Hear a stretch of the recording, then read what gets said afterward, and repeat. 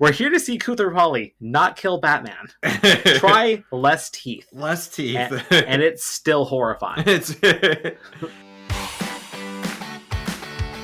Welcome to Theoretical Nonsense, the Big Bang Theory watch-along podcast. No PhD necessary. We're the podcast that recaps all episodes of the Big Bang Theory. No spoilers. So hop into your favorite spot. Make yourself a grasshopper and enjoy the ride.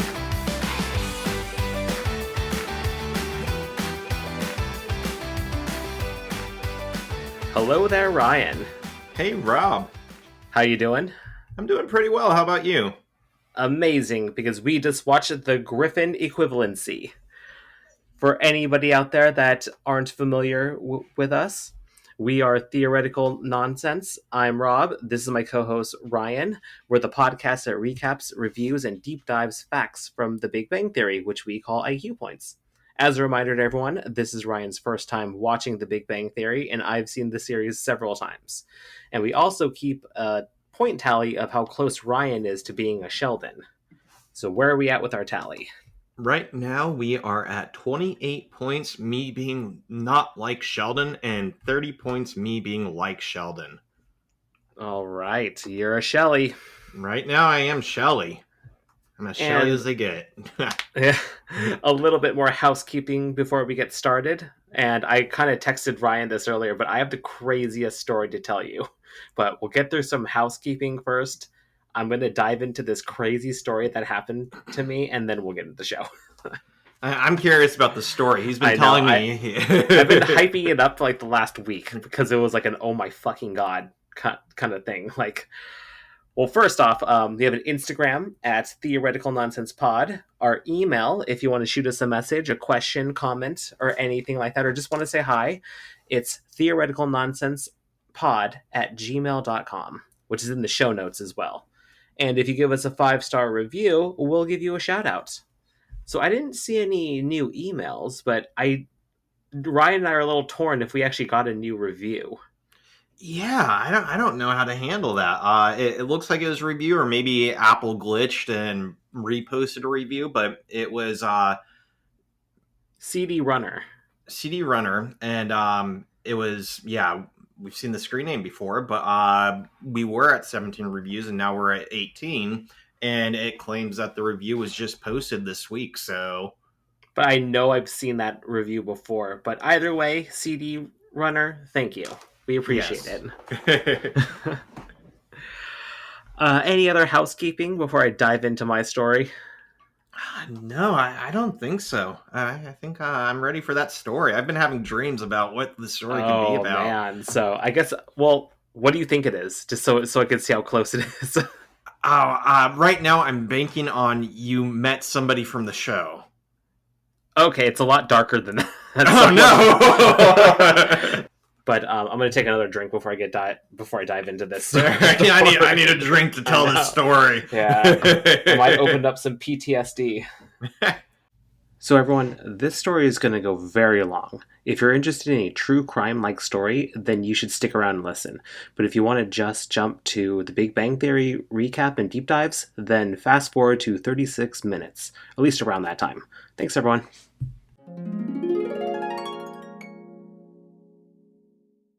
So I'm thinking that I will tell this story kind of sequentially from my perspective, and then I'll go back in and fill in the blanks.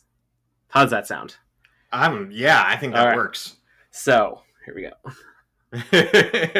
So a week ago, life was pretty good. The kids acting really well. We decided to like stay up and watch a little bit of TV because we don't really get a chance to do that. We end up staying up till like 12:30 or something like that. And then we're winding down, getting ready for bed and everything. And then all of a sudden, from my backyard, through the curtains, I see this really flashing light, like really bright, like to the point where it's like, did someone pull their car around and high beam my house? Like, yeah. This is really weird. So I'm like, okay. Well, Christina's taking the kid upstairs, and I just investigate. I just open up the curtain and everything, and somebody's out there. And they're flashing their flashlight around and everything like that. And I hear dogs barking and everything like that, and I'm like, whoa, that's weird. There's someone, like, can't be a criminal because the criminal isn't going to use that bright of a flashlight. This is super Yeah. weird. So then I'm a criminal. I'm letting everybody Yeah. know I'm here. so then I'm thinking like, well, that's weird. And my mind instantly goes to, I wonder if their dog just got away because they Yeah. have a dog. They, I know my neighbors actually just let their dog run around leash free, and I always make note of it because I'm always a little jealous because I wish I could do that with Stella, but I know that she'll bolt. But they Yeah. let their dog run around off leash, which they really shouldn't be doing, but they Yeah. do. But I kind of just thought, oh, their dog must have just gotten away and they're running around because after I opened up the curtain, the person kind of flashed their light around a little bit more, and then I see them like kind of run it. They bolt. I was like, okay, that's weird. Is it a criminal? But again, a criminal wouldn't use that bright of a light. So how That's close super- were they to the window? Were they like right up to it? Were you face to face, or were So they like? they were about 10 feet away because I'm actually in a townhouse. Oh, So okay. like, so they were on their patio, and then I see them bolt. So I'm like, okay, the neighbor, like the dog, must have just gotten away. Okay, that sucks. So I go upstairs to kind of get like an eagle eye view of like what's happening, and I get Yeah. upstairs. I look out the window. I don't see anything. Don't see the flashlight. Don't see anything. I'm like, okay, that's weird. I hope they find their dog, And then about 20 minutes later, from the front of the house, I see lights flashing. Yeah. I was like, whoa, what's going on? And I open up the curtain, and there's an ambulance right in front of my neighbor's house. So my first instinct is, whoa, did like someone get hurt trying to find their dog? Maybe like in the darkness they tripped and fell and twisted an ankle, or I don't really know. At this point, I'm like, whoa, that's really weird. Okay. And then I see somebody kind of being brought out on like one of those like gurneys. Is that the right word? Like the Stretcher, gurney, stretcher. something? Yeah, but like but it wasn't like a body bag. I can see that it was someone, but it was dark. It was like at this point it's like almost 1 o'clock in the morning. So I'm like, oh shit. Like, well, oh my god, hope they're okay and everything. And then like they drive off, it's quiet. Half hour later, I fall asleep, and then I get woken up abruptly by Christina. Like, hey, somebody's at the door. Somebody's like knocking and pounding on our door. oh, What that's the- scary. I'm like, oh my god. So I look outside, and I see some cop cars outside. So I'm like, whoa, is it the police? So I'm like pretty disoriented because it's like 1:30, 2 o'clock in the morning, and I was abruptly awoken. So I go downstairs and I open the door, and it's a police officer, and he's like, hey, I'm just going house to house and checking in on the neighbors. Hey, did you get you didn't get hit by anything, did you? Like, no bullets came through your window, right? I was like, whoa, what? What? What do you mean? And he's like, okay, so there was a disturbance next door, and there was gunfire. So I was like, oh my god. And I'm just checking, and the cop was just like, hey, I'm just checking in to make sure that no one got hit with a projectile. Yeah. Everything like that. I was like, holy shit, what happened? And apparently there was a domestic disturbance, and that led to some gunfire, and that's all that they would tell me. So I'm like, oh my god, that's crazy. Holy shit. Well, we're fine over here. He's like, okay, good. We're just checking in. All good. So I go to bed. So that's the first part. So The first then- ghost of Christmas Eve. so then the next day goes by. It's actually Super Bowl Sunday. So then Oh, like yeah. we kind of just do our thing and everything. And then around like 1 in the afternoon, I get a ring on the doorbell again. I'm like, what? What's going on? And then I answer the door, and it's this woman, and she's like, hey, can you tell me what happened yesterday? What's going on? I was like, well, and she was like, I'm a family of this person.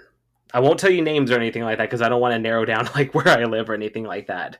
And she basically just told me, I just got a call that he's dead. And it's, no one will give me answers, but this person, let's just call him Jimmy. Jimmy's dead. Jimmy the So- neighbor. What happened? And I was like, oh my god, I can't believe that happened. Well, and then I filled her in on what I knew, and then I come outside, and there's like 5 cars outside. His entire family is outside. Like, we just got a call from the police station that Jimmy is dead, and they won't tell us what happened and everything like that. And all we know is that there was an altercation where his girlfriend, let's just call her Susie, shot him. And I was like, whoa, what is happening? I didn't hear any gunfire or anything like that yesterday, but I knew that there was an incident because of like the police came. Yeah. And the craziest thing is like I remember around midnight hearing kind of like a muffled kind of like dun dun dun or something like that. And I didn't think anything of it because it was so muffled and it sounded like, you know, like when laundry is going and you have too much in there and it kind of makes like a really loud sound. Yeah. That's just what it sounded like. So it's like I remember even making note and thinking like, that's weird. I normally don't hear my neighbor's appliances, but looking back, I was like, holy shit, that was Well, gunfire. my neighbors make all sorts of noises. Like one's like riveting in his garage now. Like at 9 a.m., it's like. So like I wouldn't think anything of that either. Yeah. So it's like, and historically, with even though it's a townhouse, like this is the third like neighbor that I've ever had in this house because like people have just lived there and then moved away, lived there, moved away. Never Uh, hear a peep. Like our walls are just super thick. yeah. And I'm like, okay, holy shit! I can't believe I didn't hear it. It gets so like kind of shocking and everything. So at this point, all I know is that Susie shot Jimmy, and he's dead now. And I'm just like, oh my god. So then later on, like, I fill them in, we exchange numbers because at this point the family's like freaking out because they just found out. Yeah. And they're not Oh, getting any information, yeah. right? Oh my So god, I forgot. And to rewind a little bit, about an hour before that family member came around, I saw somebody lurking around the house. Like just kind of wandering around the house, and they weren't like, and they were wearing like a ski mask. But oh granted, this no. was like a bright and shiny day. This is like the middle of the day at Yeah. like 11 a.m. I'm like, what is like what? Holy shit! I just like kind of moved away from the door and I called the police. And I was like, but it wasn't like an emergency. I got just to jump ahead, I've gotten in trouble with the not in trouble with the police, but I've gotten yelled at by police officers by like, hey, this isn't an emergency. Don't call 911. So it's like you're supposed to call the like other line. So I just saw this person lurking around and then I saw them leave. But I took a picture of their license plate. So then I called the Uh, police, let them know, hey, I got their license plate and everything like that. Like, but they didn't do anything. They were just kind of like looking around. So it's yeah. I didn't think it was worthy enough to call 911. Like I said, because like my time in Seattle, I used to have to call the police a lot just because of where I worked. So it's like they've told me it's like, dude, that's not an emergency. Don't call 911. That's what I've always heard. Unless like somebody's actually dying, don't call 911. And so I would be hesitant to call too. In fact, Yeah, I've so and he didn't do anything. I didn't see a firearm. I didn't see a weapon. It was just a guy in a ski mask kind of wandering around. But then again, yeah, so I'll get back put a pin in that part. So then that reminds me, okay, so now we're back with the family of the victim. So we're chatting and I told them like, "Oh my god, I did see something weird. I did see somebody wandering around." And then one of the girls said like, "Oh, that was my brother. We found out like at different times. So he was just investigating. So that was probably him. So he probably came to check out the house." Just to kind of figure out what's going on. Because with the ski apparently, mask. yeah, maybe it was a safety thing because of COVID. I have no idea. No idea. I don't know. But then I kind of filled them in. Okay, sorry that happened and everything. You got my number. Feel free to call me if you need anything. And Yeah. I was kind of checking in on the dog too, because like, well, they had a dog. What happened to the dog? So Uh, I guess it ended up with some family at some point. So then, okay, so that's Sunday. So then on Monday, business as usual. I go into work where I'm telling people about the story because it's insane. There's already a news report coming out. I actually left work early because Christina called me and was like, "Hey, reporters keep coming and knocking on the door, and I don't want to talk to them. All they're doing is disturbing our kid." So I left work early to kind of run interference. mhm. And when I got home, one of the reporters was actually already there, kind of just like wandering around and everything. And I told them my story, but I did tell them, I was like, you know what? I don't really want to be on camera. I'll tell you my story. I'll go through every detail, but I don't really want to be on camera. Yeah. So I tell him my story, and then he leaves. And then it's pretty much quiet the rest of the day. And then like there's like already like reports out on it and everything like that apparently like Susie is claiming domestic violence against Jimmy, and that's why she shot him. Self-defense. That's kind of where the story landed. But it turned I did some more investigative work, and Jimmy did die not in the house when he got shot. So it seemed like she shot him, called the police, and ran to a neighbor's house. And he died on the way to the hospital. That's not even the craziest part. Oh no, there's more. So later on, so it's Monday, and business as usual, reading news report. Everybody at my work is kind of talking about it because I kind of tell them it's super exciting, it's super crazy. Yeah. So I tell them about this, and we're like keeping up to date with like the news reports and everything like that, blah blah blah, and everything like that. So then Monday night comes around, I want to say like 11:30. I was like asleep. We go to bed early just because it's like, it's a work night. You have a kid, bed. yeah. And then Christina hears the garage door open next door, and it's like, that's super weird. No one should be going in there. Technically, it's a crime scene. Yeah. But the thing is, we kind of like, I was like super drowsy, super sleeping. She tried to wake me up, but I slept through it and everything like that. But I told her that I met with the family, and I told her that they were going to try to coordinate with the police to go in there and check in on things. So at this point, we think it's just the family. But then she kind of hears some arguing and everything, a little bit of yelling and everything, and then it just stops. And then around 1:30 a.m., pounding on the door again. Doorbell ringing nonstop. I'm like, what the fuck is going on? So I go downstairs. Well, first off, I check the curtain and I see a bunch of cars parked outside. So I go outside and I open the door, and it's a cop again. Yeah. And he kind of like, he doesn't yell, he doesn't like, he kind of just like gestures to me like, hey, open up that screen door so I can whisper to you. So I open the door, I lean into him and said, and then he looks at me and is like, hey, somebody broke into the house. We're gonna gas it. For your safety, you need to leave. Oh, Jesus. And I was like, wait, are you serious? He's like, yes. There's a car parked out front, and in the back there are firearms. You need to leave. And I'm just like, so I quickly just grab Christina, grab our kid. I break the news, and I'm like, okay, we got to go. Gotta go. And I'm going to give a shout out to Christina, since she is the true hero of the story. I was more concerned about getting out of Dodge. We got to just get dressed, go. And she's like, no, we need to pack Hunter's stuff.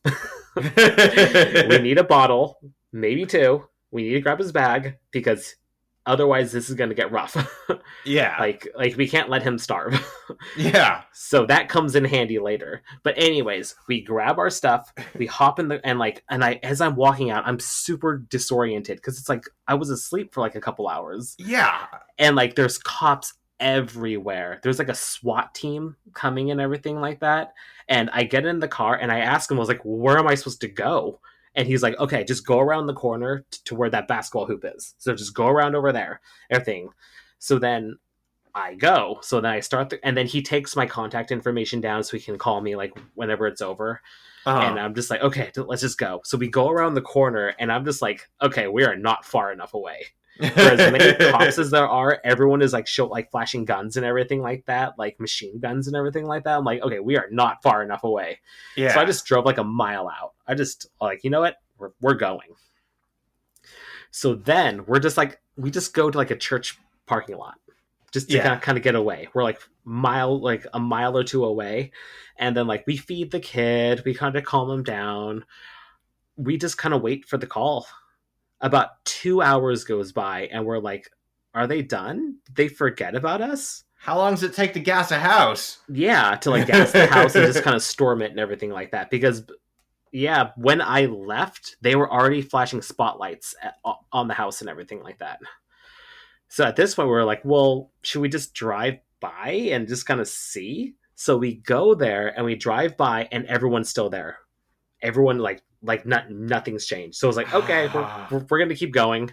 So then I just go a little closer outside of my neighborhood, and we kind of just park there. And then we kind of start strategizing. Well, what are we gonna do? This could end up like, even if they storm the house now and arrest someone, it could be like an hour or two before they like bring them anywhere. Who knows? Yeah. So we're at this point, it's like 4 a.m. or something like that. So we're like, okay, our kid's gonna wake up at some point. Mm-hmm. So it's like, okay, we should like think of like getting a hotel. We should think about what grocery stores are open to buy formula, because it's not like we're going to be able to tap on the policeman's shoulder and say, hey, our kid's hungry, can you go into the house and get us some formula? That's gonna run in really quick, don't worry about us. Yeah, so that's not gonna happen. So then like about like we're camped outside of the neighborhood, and then all of a sudden I see some police cars starting to leave. And then I see a news reporter arriving. So I'm like, okay, maybe it's winding down. Maybe we should try to ride it out for a little bit. We wait about 20, 30 more minutes, and then they call us. And they're like, okay, it's safe for you to come back. And I didn't know what was appropriate to ask. Because of course I wanted to ask. I was like, well, what happened? Can you tell me anything?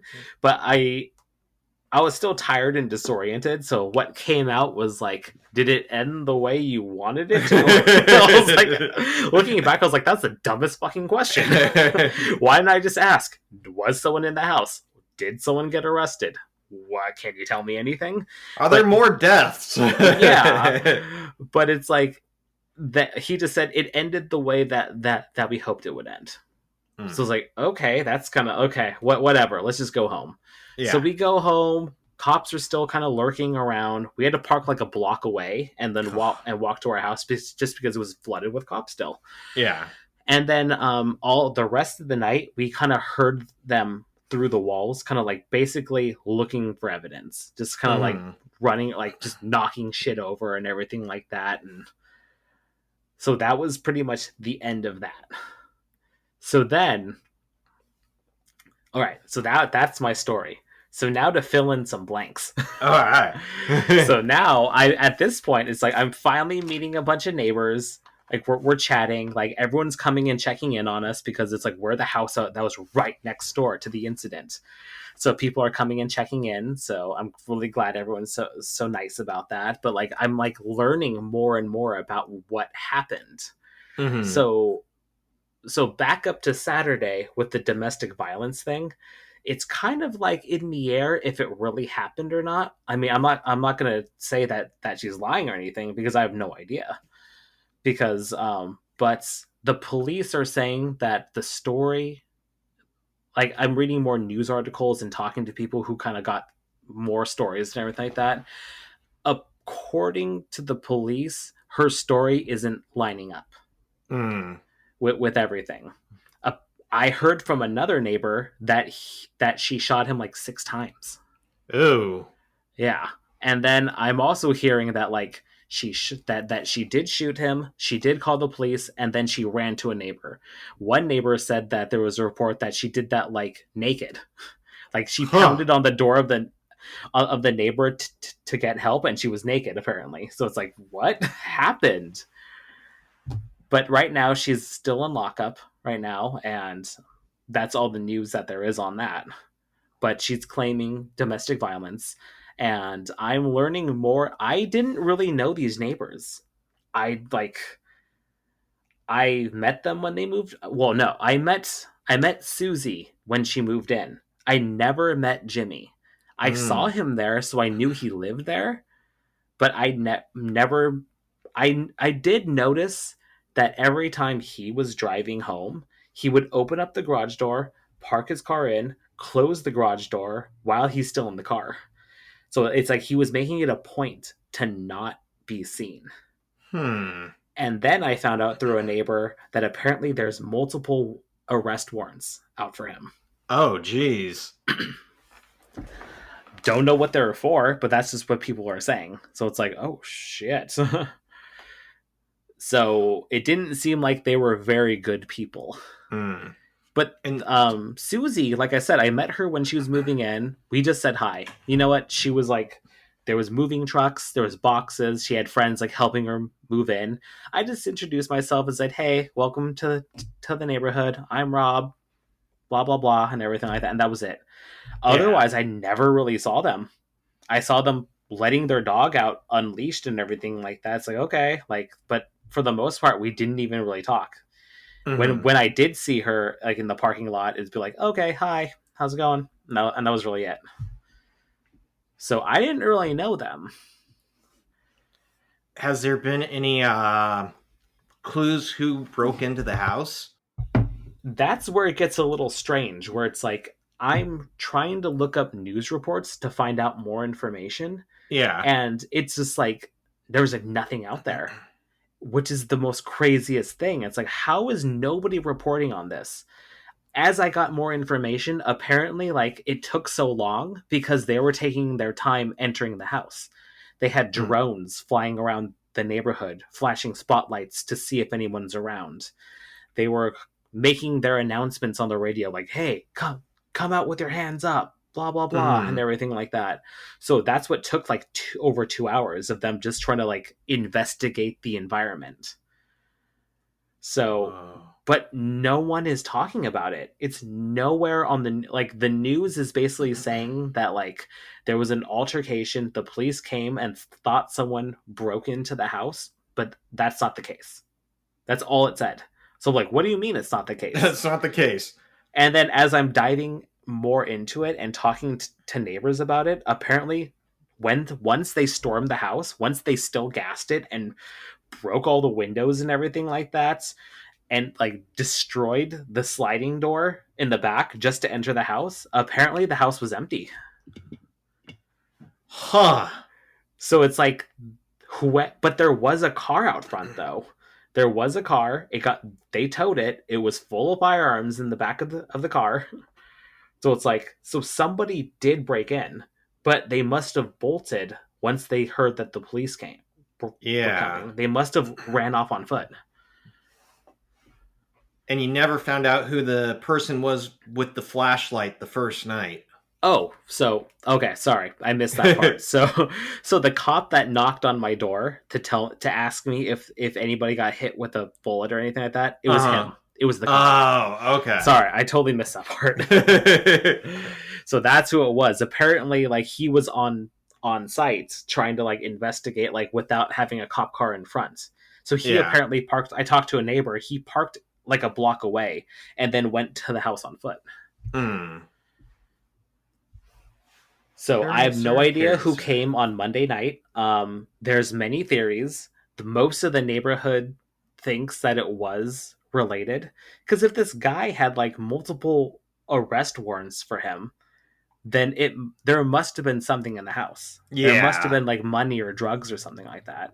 It Evidence doesn't to make get rid sense. of or Yeah, something. yeah, and I remember talking to Christina about it. She thought it was actually Susie's friend there to destroy evidence or something like that. Mm-hmm. For like the homicide, it's a homicide now because he died. She shot him and he Yeah. died, and there's no witnesses. Wow. So yeah, the guy never got caught. But then I was talking to a coworker about this, and apparently it's a very common thing for people to rob houses that are known as vacant.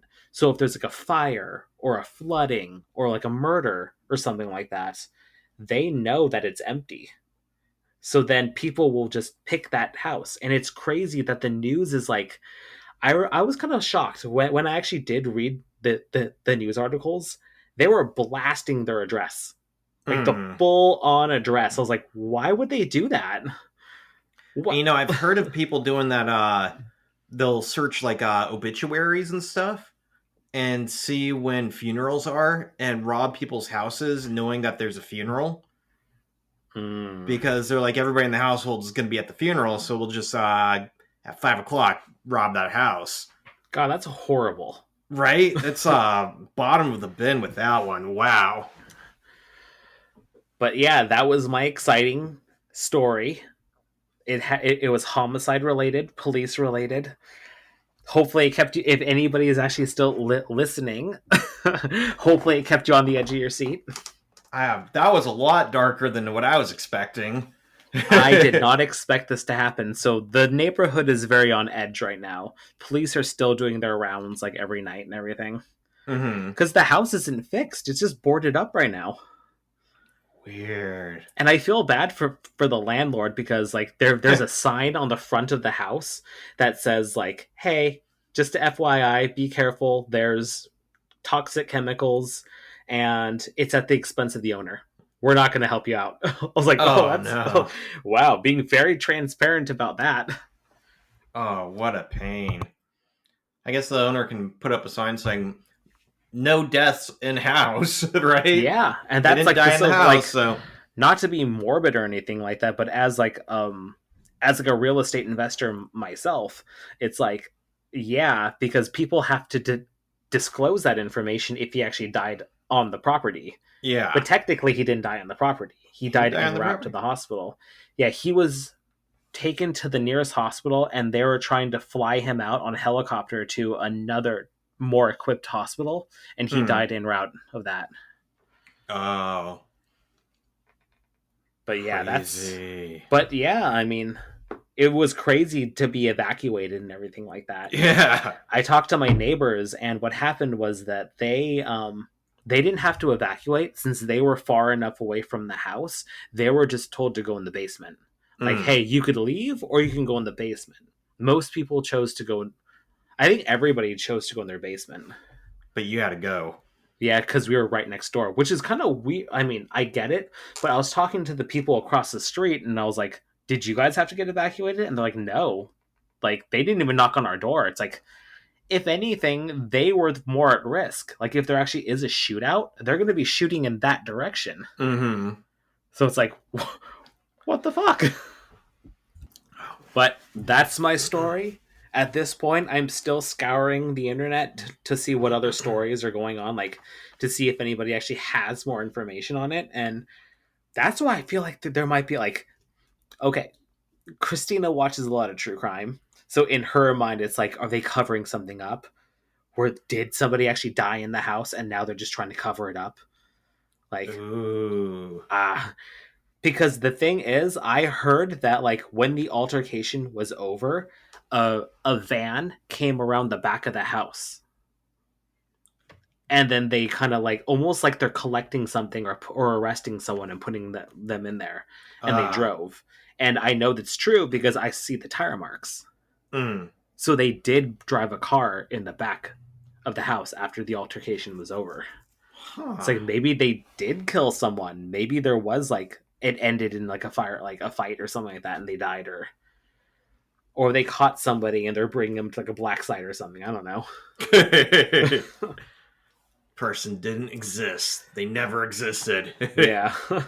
You know, you were trying to make this a food podcast. It's supposed to be on Big Bang Theory, and slowly we're getting sucked into the true crime podcast. I know. Solving mysteries. Yeah, I'm gonna have to put like a disclaimer at the very beginning of this, just to kind of explain, like, hey, if you don't care about the story and you only care about Big Bang Theory, skip ahead 30 minutes because we're already at the 30-minute mark. I'll just say it right now and I'll extract this audio. I feel like that was a good story. That was a good story. So that was my exciting. That was it. Wow. Yeah, I didn't expect that. That's the only thing I have anything close to that is I remember one time I was driving from Kansas back to Pennsylvania with my ex-wife. She was the wife at the time, and we stayed at a hotel. Like I was ready to keep driving the night through, but there was a huge thunderstorm and rainstorm, and so she got freaked out and wanted to find a hotel. So we found a hotel. We woke up the next morning to cops swarming the place, and I was checking out, I think, and asked the guy like, "What's going on?" He goes, "Oh, somebody called the cops saying they were dying, and when the cops got there, nobody was there." Ooh. And we talked about it, and we finally came to the conclusion that it was probably somebody who thought they were ODing and got scared, and they're like, oh, I'm not going to OD, and I don't want to get in trouble for doing drugs, so they ran. But it's kind of like they called, said, I'm going to die, and then disappeared. Like, what? Aliens? Yeah. I But mean, yeah, I've lived in neighborhoods where I've heard gunfire before. I'm not there now, so I'll just tell you the neighborhood. It was Beacon Hill. Yeah. Yeah, like I remember the first night that I moved into that house, I heard gunfire like that night. I've stayed at my friend's house in Chicago. Like there was like a shootout like in her neighborhood like when I was staying at her place. Whoa. It was like fucking insane. And I kind of talked to her about I was like, yeah, there's not so great people living in this neighborhood. That's really Like, a weekly, monthly thing. Yeah, but oh shit. But I've never been evacuated like this before. It's like Wow. but it seems like it was like they're isolated events, like the domestic violence and shooting. It's not like it was like a drive-by shooting or anything like that. It was. I'm curious what happens with the robbery, if they were covering up evidence or if it was just I'll keep you burglar. posted. Like I'm checking like news articles to see if there's anything new, but there hasn't been anything new. And I'm kind of blown away that like no news reporters are coming and knocking on our doors for like perspective. But I guess in their eyes, since nobody actually died, they don't care about the story. Yeah. There's not enough violence. Yeah, or it was covered up. It was covered up.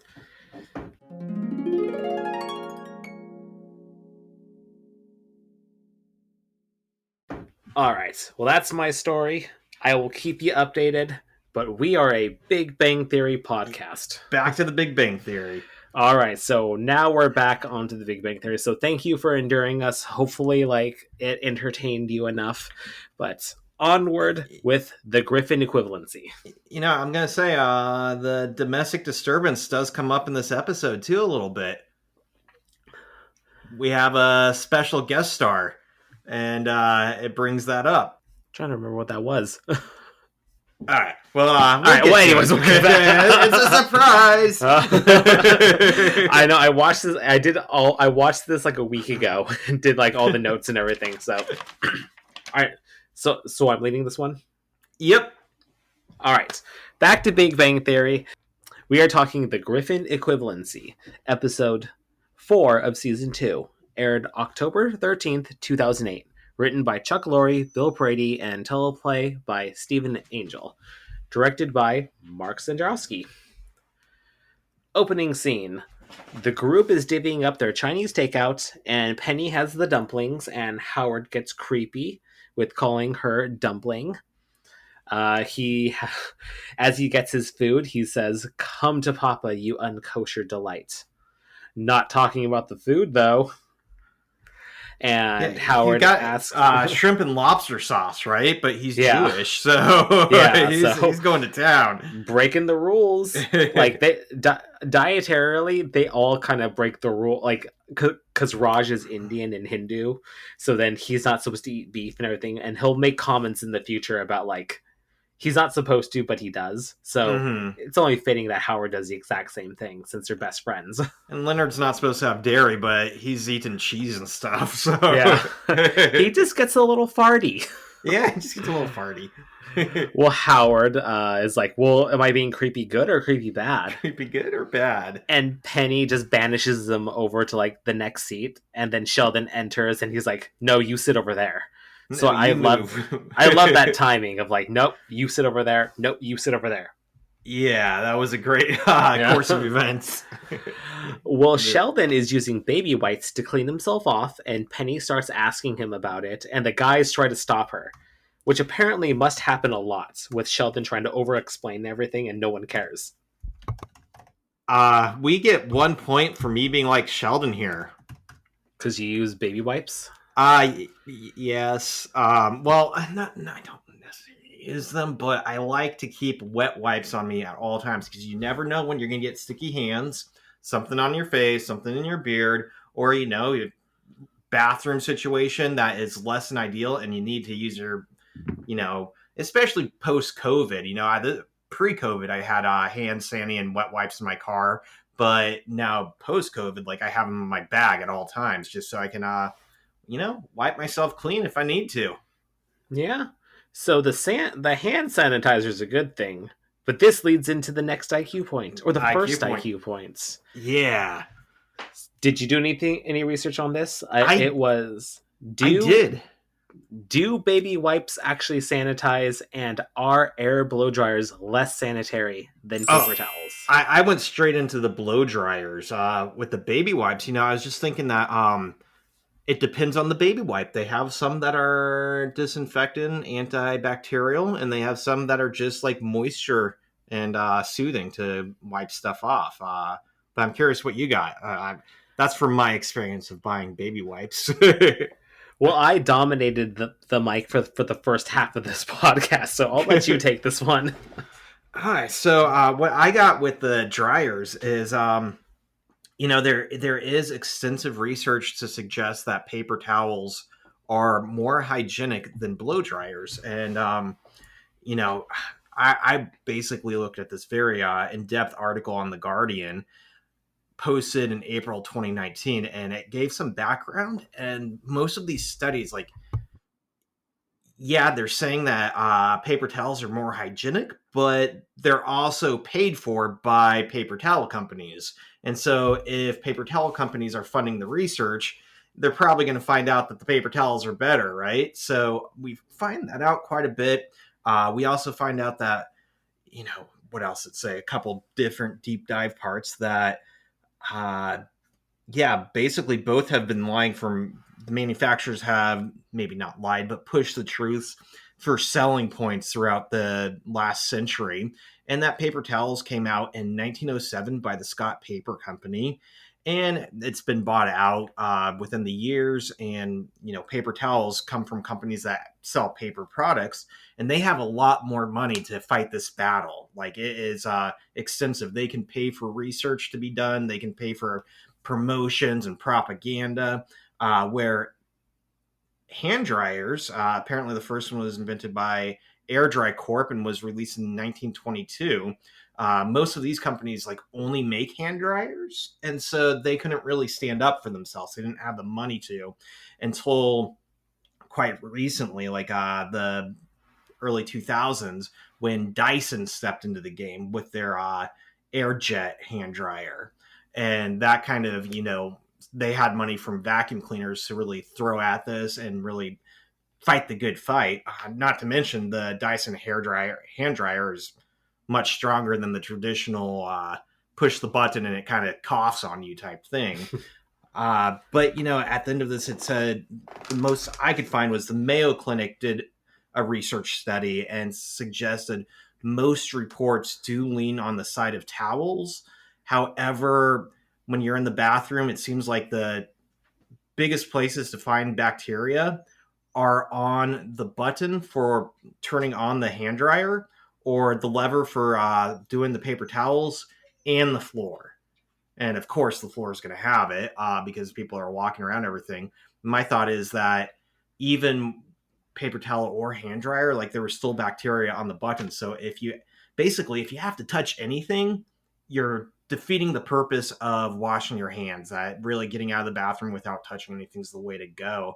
I also found it interesting because one of the arguments was that paper towels can wipe bacteria away, and I'm sure they can, but if you're having to wipe bacteria away, then you haven't washed your hands properly, because the bacteria should have rinsed away in the drain and it shouldn't be on the paper towel. And hopefully the paper towel is infrared and or sensor, and you're able to get that. And then the best part is having the paper towel to open up the door, because a lot of people don't wash their hands afterwards, and that door handle, I'm assuming, is very unhygienic. Although this article made a point to say that we are coming into a post door world where, like, it referenced airports, where airports have kind of mazes that you walk around, but no actual doors that you have to open up to keep things kind of more hygienic. Yeah, everything should be like that. That would be Right. amazing. Yeah.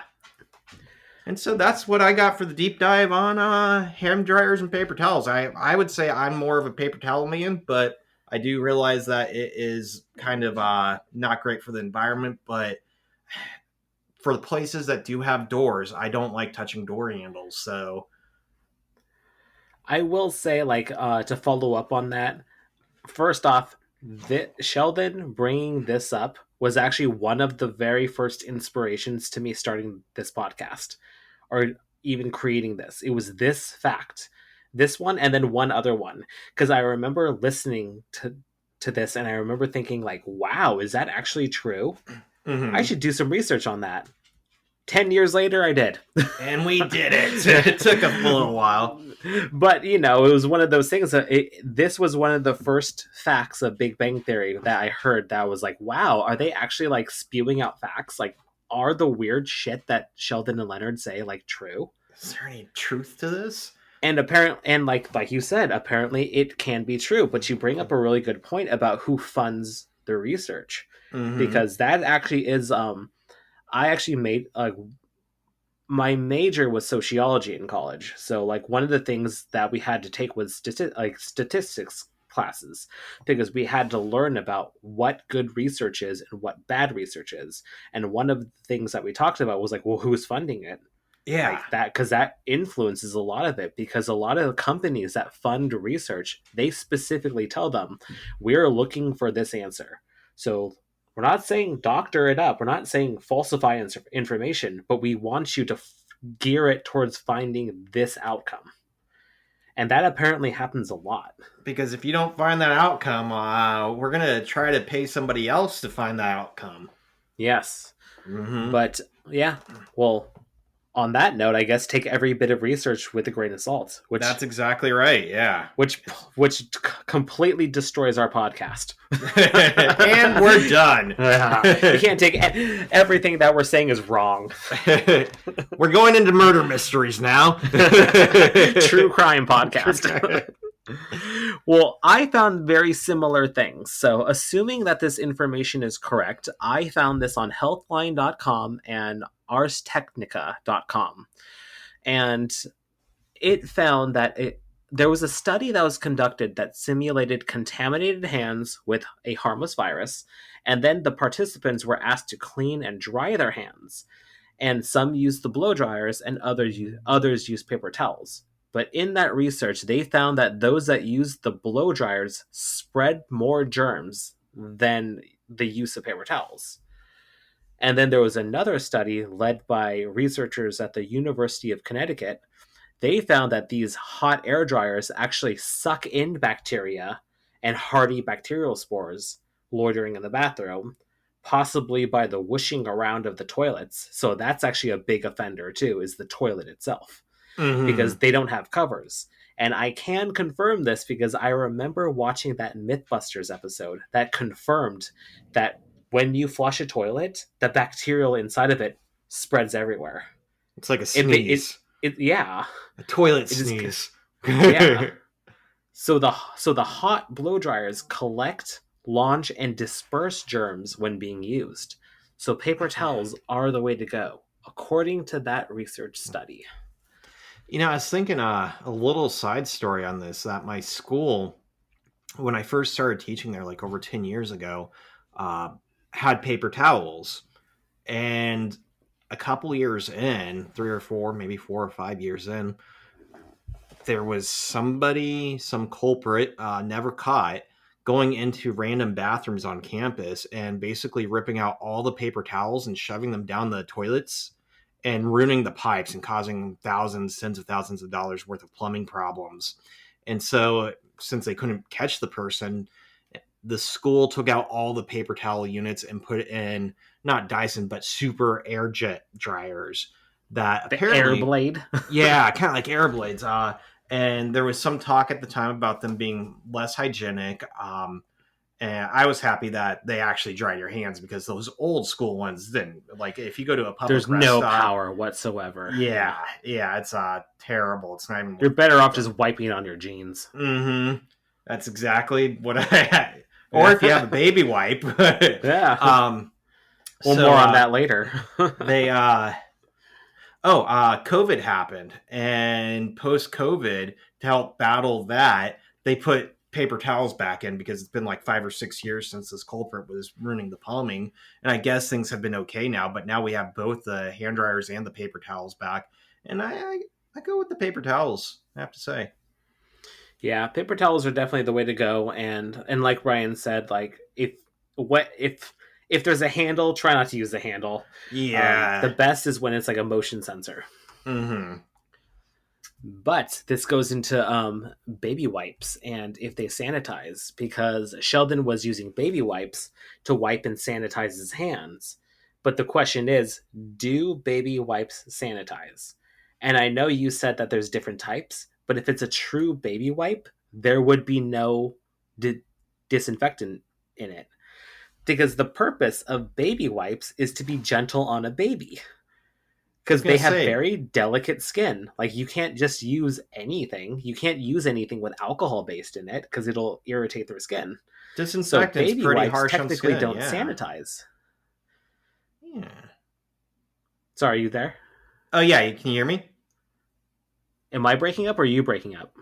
I can hear you Can... fine. Your video's breaking up a little bit, but I can hear Okay, you. yours did too, but and it got a little like matrixy. Oh, weird. Hmm. Weird. It's The kind of Matrix cloudy out. happening? The Matrix. Do you see Not code? again. What's Seeing happening code next everywhere. door, Rob? The Oh, Matrix God. is your neighbor. Oh, that. Well, don't say that. All right, so sorry, everyone. Oh A little no. technical difficulties, but baby wipes are usually made out of cloth that are soaked in a water-based solution and contain softeners and conditioners like aloe vera. There are, however, disinfectant wipes, as Ryan mentioned, but those are usually not meant for skin contact. But it depends. I think there might be stronger baby wipes out there. I've never really explored it, but in my thought process is sorry, Sheldon, that's not sanitizing you. And it gets kind of confusing because we how do we define baby wipe? And I think I defined it by Wet Ones. And Wet Ones is the brand, and they're known for doing baby wipes, right?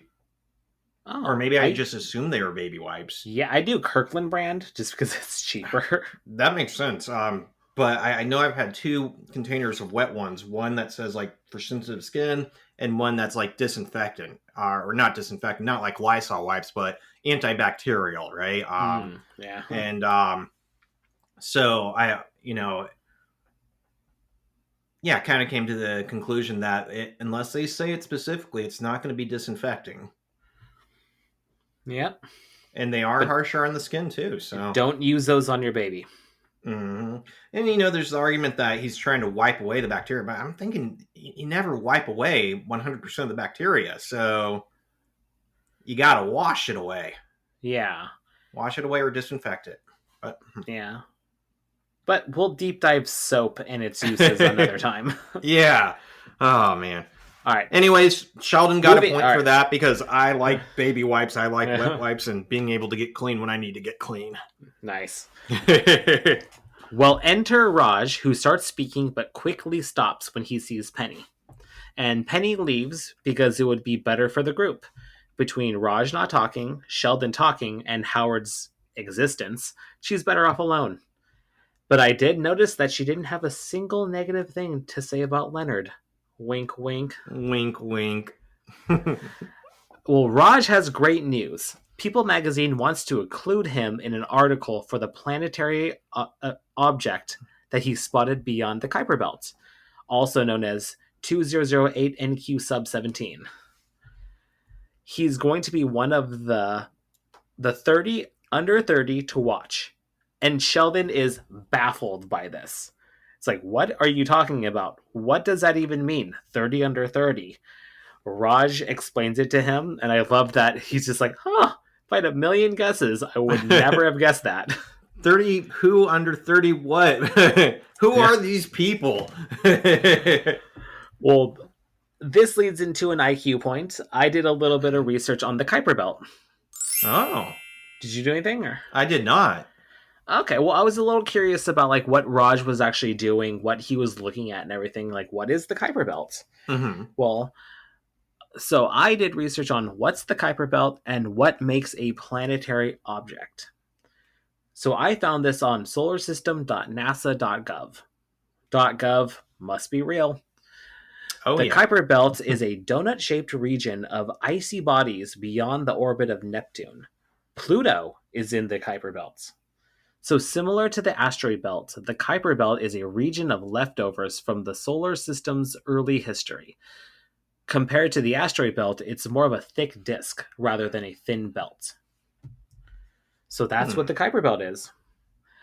And what is a planetary object? And I'm guessing this just means that it's a planet that has been named. And there are guidelines of what is a planet. So there are 3 guidelines to what makes a planet or a planetary object. So 1, it must orbit a star, which means a sun. So for us, we orbit around the planets, orbit around the sun. Yeah. Number 2, it must be big enough to have enough gravity to force it into a spherical shape. And number 3, it must be big enough that its gravity cleared away any other objects of a similar size near its orbit around the sun. So it's large enough that it's actually creating its own gravity force. So that is what makes a planetary object or a planet. What was it that Pluto was disqualified as a planet because it doesn't completely orbit the sun or something like that? Is that... That's actually, I actually did a little bit of research on that too. Okay. So it's a couple things. So what you said is that it's actually not fully in line with the orbit of the sun. So that was one of the reasons. And the second is it was the third reason of becoming a planetary object. So it's not a planet because it is large enough that it became spherical, but it's not large enough to exert its orbital dominance and clear the neighborhood surrounding its orbit. So there's a bunch of shit flying into it, like asteroids and comets and stuff like that. So that's where it's like, theoretically, if it was large enough, then it would be kind of pushing other things away. Or causing them to orbit around it instead of doing their own orbit around the sun. Yeah. So that's why it's not technically a planet. It is a dwarf planet. Interesting. Yeah. And that was my research. Nice. No, that explains a lot about Pluto. I've always wondered that.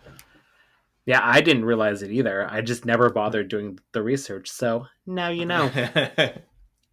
Well, the People magazine article will also feature a guy that's doing something with hunger in Indonesia, a psychotherapist who's using dolphins to rehabilitate prisoners, and Ellen Page, star of witty classic comedy Juno. And Howard wants to know if he's going to get an honorable mention because he designed the telescope camera mounting bracket that Raj used. But Raj says no, because it's not part of his heartwarming story of a humble boy from New Delhi that overcame poverty, prejudice, and journeyed to America to reach for the stars. And he gets quickly called out because he comes from wealth, apparently. I love that call out. Very quickly. Dude, your dad's a gynecologist. He drives a Bentley. And Raj gets defensive. He's like, it's a lease. It's just lease. And Sheldon is still confused by the whole thing. He's like, what is this article? Is there a peer review? What people? What people? And I love Raj's like how he kind of just like it's the people from people. The people from people. Well, Raj gets upset because his friends aren't supportive and he kind of storms off. Laugh out loud moment. Leonard asks Sheldon, "Are you proud of yourself?" And Sheldon just says, "Well, in general, yes." I LOL'd to that too. In general, yes.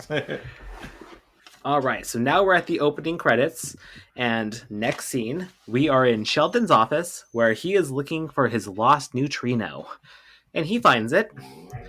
No big deal. And enter Leonard and Howard. They tell Sheldon that they want to apologize to Raj and take him out. And Sheldon doesn't get it. It's like, and then Howard just calls him a colossal asshat. And Sheldon tries to justify his position that he was actually the most helpful because for Raj to reach true greatness, they can't just lower the bar for him. And then he tells the story of his dad getting a world's best dad coffee mug. And because of that, he coasted his way through life until he died. He died. Wow, what a way to what a way to talk about your dad. That was another LOL for me. Yeah. My sister got him a World's Greatest Dad mug, and frankly, he just coasted by on that until he died. Yeah. What a horrible thing to say. I hope my kid doesn't say shit like that about me. Well, then they bring up the concept of like, well, what if this is Raj's highest achievement?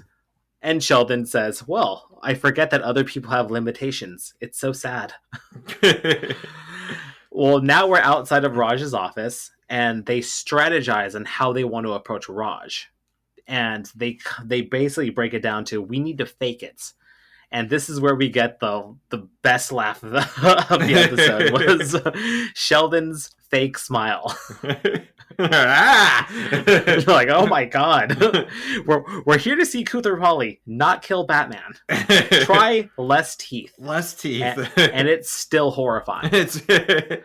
And it comes up time and time again in the episode, which I love. Yep. Every time he doesn't know what to do, he just gives that horrific smile. Yeah. This seems like a natural time to smile.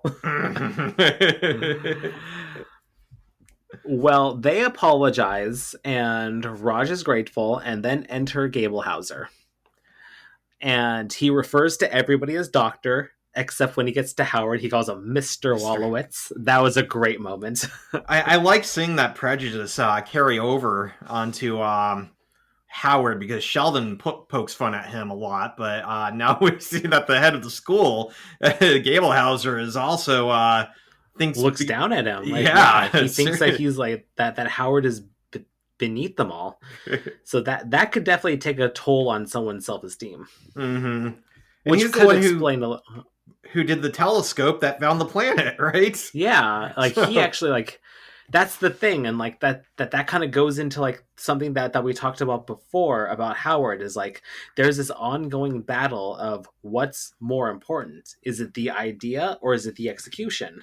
Mm-hmm. So it's like Sheldon is full of great ideas as a doctor and a physicist and everything like that, but his idea, and just like Raj's, meant nothing without that piece of equipment. Yeah. And they didn't dream up of the equipment, they dreamt up of the concept to find that, and Howard actually solved a problem by creating that telescope, or at least the mounting bracket. It's like made the like process possible. Yeah. Yeah. And they all look down on him. But they still look down at him because he doesn't have that title of PhD. He goes, I have a master's, and Gablehauser goes, who doesn't? Yeah.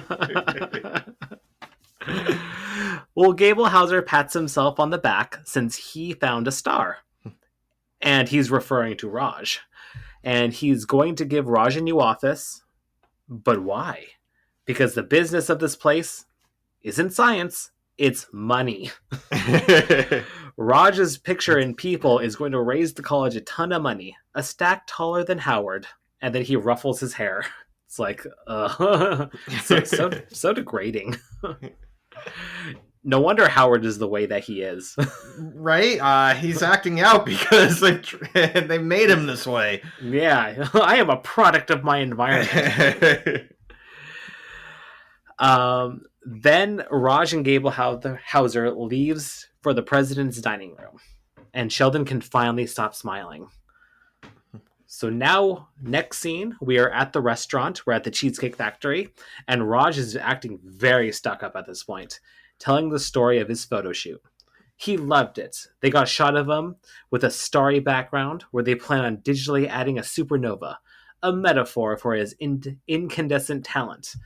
And a laugh out loud moment, Sheldon says, right, a ball of hot flaming gas collapsing in on itself.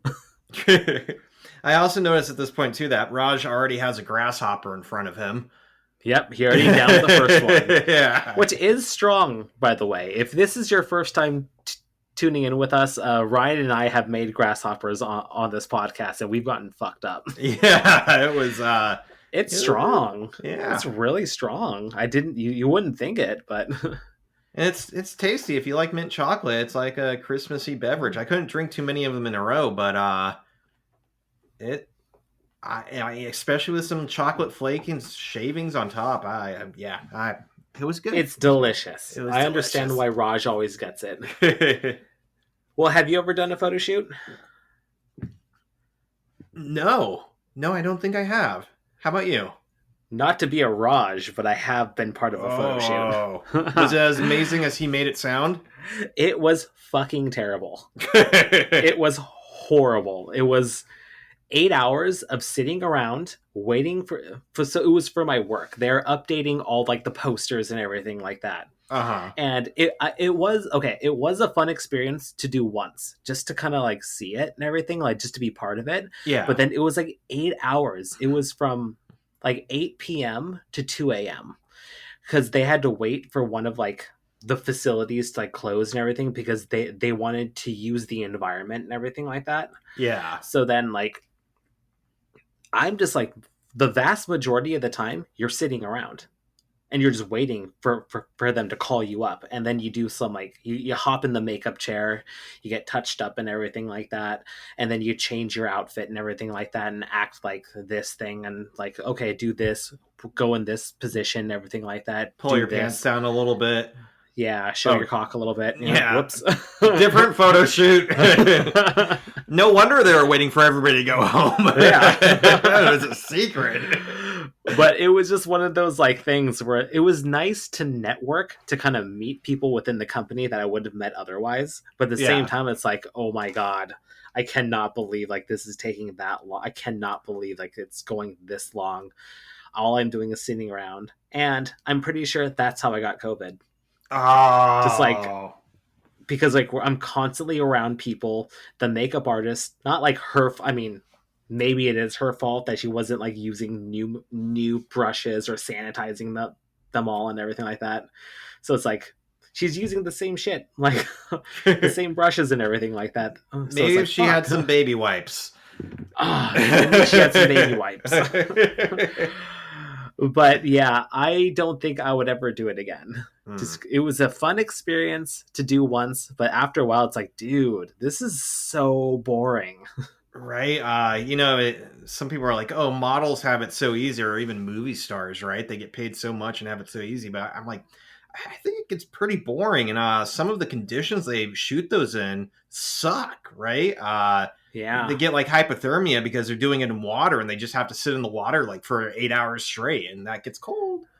I love movies and TV, and people know this about me, so they kind of push me into like, well, why don't you go into acting? Why don't you work in the film industry and everything? And it's like, I've researched enough and listened to enough like podcasts and watched enough behind the scenes that the vast majority of what they do is sit around. And then even worse for actors, they have to redo the same scene over and over again. Yeah. And I'm a one and done kind of person. I don't like, let's do it again. Let's reset and redo it again. Do that same line in the exact, but just change it up a little bit. Have make fun it with it. more authentic. How do you make it more authentic? I've done it 800 times. Yeah, it's like we just did this 20 times. We just did 20 takes of this. It's mind numb. I can't. So that's how I know I'll never be in the film industry. Yeah. It's my nightmare. I have problems even doing it one and done. I can't be authentic. I give a Sheldon smile. Yeah. Well, that was my experience with the photo shoot. Fair.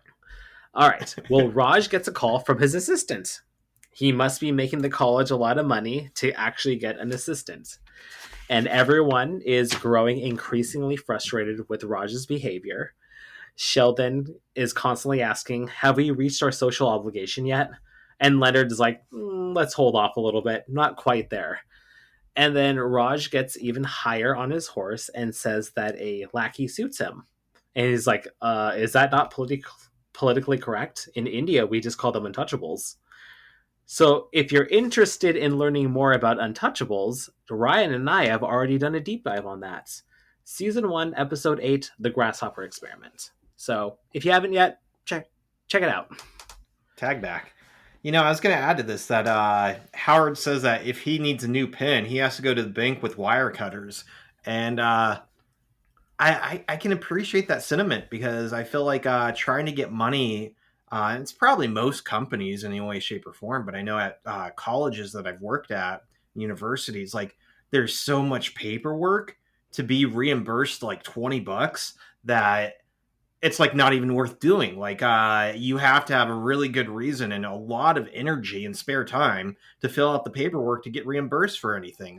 Right now I'm trying to get reimbursed for going to a conference, a school conference, and I think I'm going to do it, but I'm going to have to devote like 8 hours of my life to the paperwork, making sure the paperwork goes through, making sure that the payment goes through to me, making sure post paperwork things get done because if it doesn't get to the right people, they think they've lost money or that somebody's stolen money, and Or that it's you're just lying and yeah. trying to like take money. They're like, "Why did you get this money?" Well, I filled out the paperwork. We didn't receive that. I'm like, so yeah, I'm with Howard on that one. That it's like going to the bank with wire cutters and praying that you get some. Wait, so is that a point then, or is that? You know what?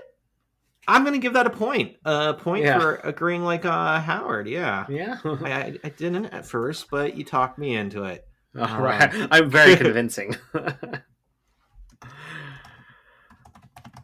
school it's like going to bank with wire cutters.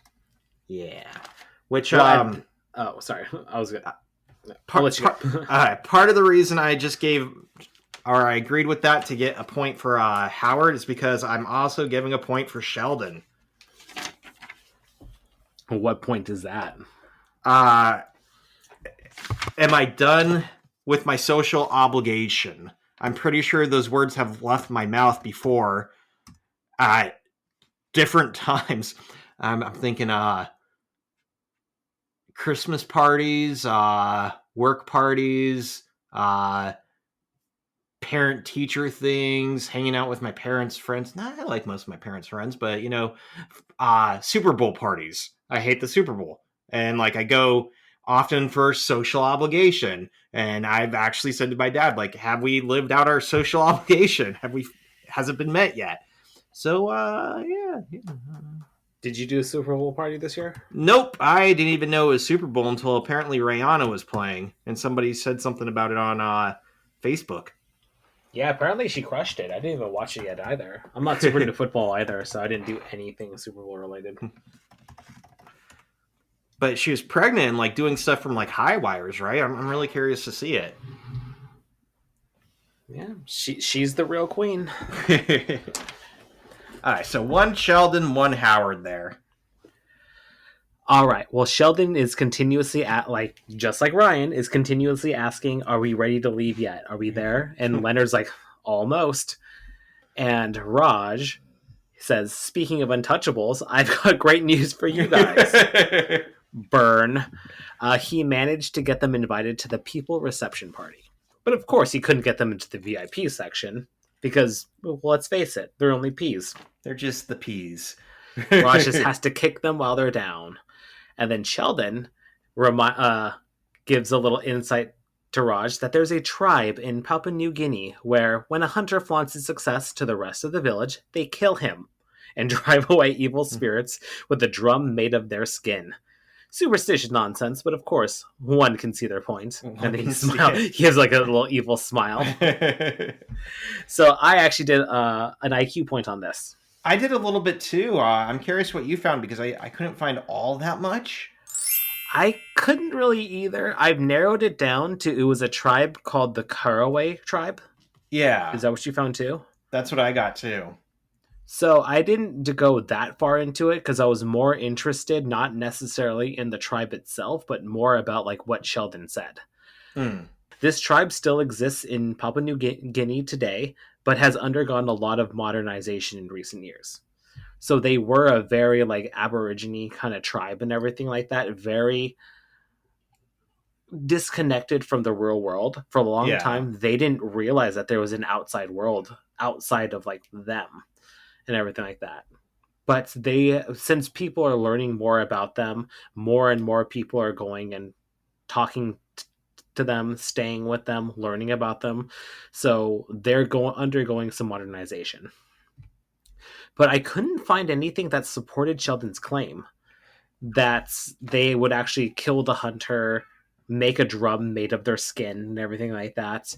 But I did find that that tribe is known to be very superstitious, and to ward off evil spirits, they would actually partake in cannibalism. That killing and eating the evil person or spirit would eradicate the evil, but nothing about like skin drums or anything like that.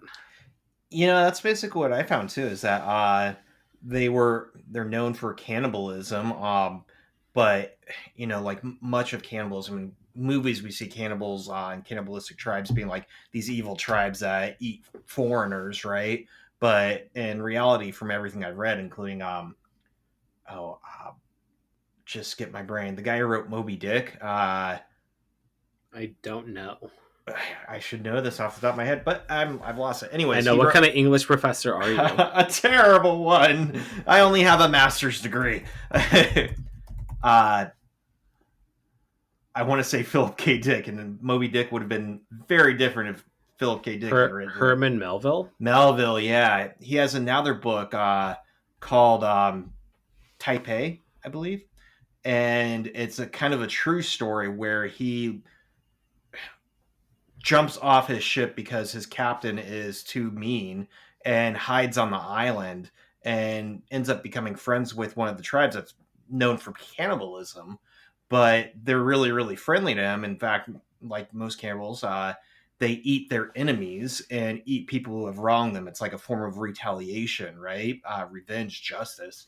And like you said, this tribe in New Guinea is known to do it for evil shamans because they're superstitious and things aren't just accidents. If something bad happens, it's because somebody is maliciously intending for it too. And so they kill and eat the person. I did find that pregnant women and kids don't partake in it. It's just kind of the older adults, men and women of the tribe that do it. And like you said, part of superstition. I also said that found that they are known for their tree houses. I saw that too. Yeah, they look pretty cool, right? Yeah. So yeah, nothing about drums and nothing about hunters or anything like that, but not too stretched from the truth. So I could see it being true. I just couldn't find anything. Yeah. All right. Well, enter Penny with another grasshopper. As we mentioned, Raj already had a grasshopper. She sees that the guys are rejecting Raj's invitation to the reception party, and Penny is upset that the guys aren't going to support him. And Sheldon says that a real accomplishment from Raj is if the planetary body that he discovered was plummeting towards Earth, and Raj exploded it with his mind. And Howard's like, yeah, that'd be cool. I'd go to that reception. I get 1 point for being like Howard here because that was my initial thought was I'd go to that reception, and Howard said it. Well, Raj asks Penny to go with him, and she says yes. And Raj is kind of shocked and surprised. He's like, well, look at that. I got a date with Penny. He gestures over to Leonard and says, I can't believe that took you a whole year. And then Sheldon is like, now? And Leonard's like, now. They leave him in the dust. Finally, so Raj went too far. I know. They kind of talk about this before. I think it was in the grasshopper experiment too, where they're like, Penny was asking, like, is Raj always this is Raj obnoxious because of the alcohol? And then Howard has even admitted, is like, no, he's always this obnoxious. You just don't hear it. So apparently, like, the alcohol is just kind of unleashing it a little bit more. But Raj then flaunts his success to a stranger, and then it's Charlie Sheen. Charlie Sheen. Cameo alert. Charlie Sheen. And this is where I did a partial IQ, at least a partial. And what does this have to do with domestic violence? Oh, wait, because you mentioned a cameo. Is this it? Yeah. Is this just the history of Charlie Sheen? A little bit of history where he was at this point in his life, and a little bit of who he is and how he came to be here. And there's a connection that I didn't really understand or realize until I did some background. But what we have to understand about Charlie Sheen is that he has been married several times. Apparently, he was engaged to Kelly Preston, but accidentally shot her. and so that didn't work out. Wait, he shot Kelly Preston? I think that's what. I Yeah, don't. I was looking up. Yeah, and I thought, how do you accidentally shoot someone? I guess. It happens more often than you think. Not that I have experience, but like I've researched guns and everything like that. Yeah, received stitches in her arm after the event. He shot her accidentally. However, both Sheen and Preston both denied the account. Yeah, I don't know, some sketchy stuff there. In 95 to 96, he was with Donna Peel. Then, where is it? 2002 to 2006 with this Denise Richards. In 98, he OD'd on cocaine and had some problems with that. So in the late 90s, it was coming out that he had a drug addiction. And yeah, so he was with Denise Richards till 2006, and this aired in 2008. So he had just ended his relationship a couple of years ago with Denise Richards, but he was on Two and a Half Men. Yep, which was created by Chuck Lorre. That's what I didn't realize. That Yep. I'm guessing he brought him in here because both with Chuck Lorre. In 2009, he was arrested for assault with, I believe, Brooke Mueller. And then 2010, he smashed up a hotel room and was high on cocaine. And then it wasn't until oh man, why did I not write a year down on that somewhere?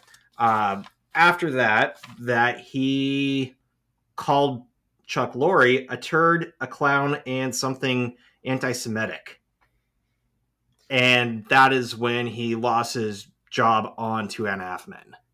And then the rise of Ashton Kutcher. And then Ashton Kutcher came in. So I was curious about how he got on this and where he was because of the fiasco with Two and a Half Men. And apparently this was 3 or 4 years before. That, yeah. Things were going down. But he is known to have some pretty serious, let's say, emotional issues. And yeah, I hate to admit this to the public, but one of the I actually really do like I got into this because of my wife, but Real Housewives. Denise Richards is in one of the Real Housewives of Beverly Hills. Uh-huh. And she kind of talks about her relationship with Charlie Sheen and everything like that. What's she have to say? That he was very challenging. He was very drug addicted. She loved him, but at the same time, he was very hard to be with. That's a nice way of saying it. Yeah, she was really like nice about it and everything. Yeah, I liked her on that show. Like she was like she's a tough one. She's cool. Like I really liked her. Yeah. She wins the Housewives. Yeah. I don't know if she's still on it though, because I haven't like watched it a lot, but my wife still watches it. It is entertaining though. So that was I hate to admit it. It's my guilty pleasure. My partial IQ point on trying to understand why he was in this and what was going on at that time. But Chuck Lorre is the connection, and Chuck Lorre is also bad things he said about Chuck Lorre were the reason he got kicked off Two and a Half Men. So it kind of reminds me of Chevy Chase in Community, where he was talking mad shit about like the head writer, and the crazy thing was like the studio chose Chevy Chase over the writer. That's why you haven't watched Community, have you? I've seen a couple episodes. Fucking fantastic. You need to watch it. But you'll notice that there's a huge difference in writing between like after season 3, and that's because of all the issues that they had with Chevy Chase and the head writer and he was the creator of the show too. The studio chose Chevy Chase because he was star power, so they got rid of the head writer and the creator, and then it kind of just started going downhill from there. Like the whole writing of it was like so different. It was very noticeable how different it was. Who was the creator? Was that Dan Harmon? Yeah. So the one of the co-creators of Rick and Morty, right? Oh yeah, that's right. and that's becoming a big deal because the other creator, I forget his name, is facing uh, domestic abuse and assault charges now too, right? And he's Oh been shit, I didn't know Adult that. Swim has completely cut him out of like everything, and so Dan Harmon's like now the father of Rick and Morty. Well, the first 3 seasons of Community are pure magic and gold. Interesting. Now that What's funny is that eventually, like, sorry for spoilers, but eventually they get rid of Chevy Chase. that's what I heard, right? they they they must have realized this is a hard person to work with. Yeah, This guy's a shit show. I've heard he has some emotional issues too. I've heard that he can be nice, but some I don't know. He has an autobiography, right? I think. I kind of I'm want sure he to does. read it. Yeah, who doesn't these days? They're like I master's know. degrees. Yeah.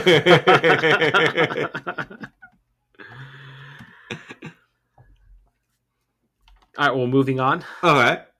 All right. We move on to the next scene, and Raj is outside of Penny's apartment looking fly as hell in his suit. Why can't he dress like that all the time? Raj is already a little champagne drunk from his limo ride over, and he offends Penny like right off the bat by telling her that that there's time for her to get ready still.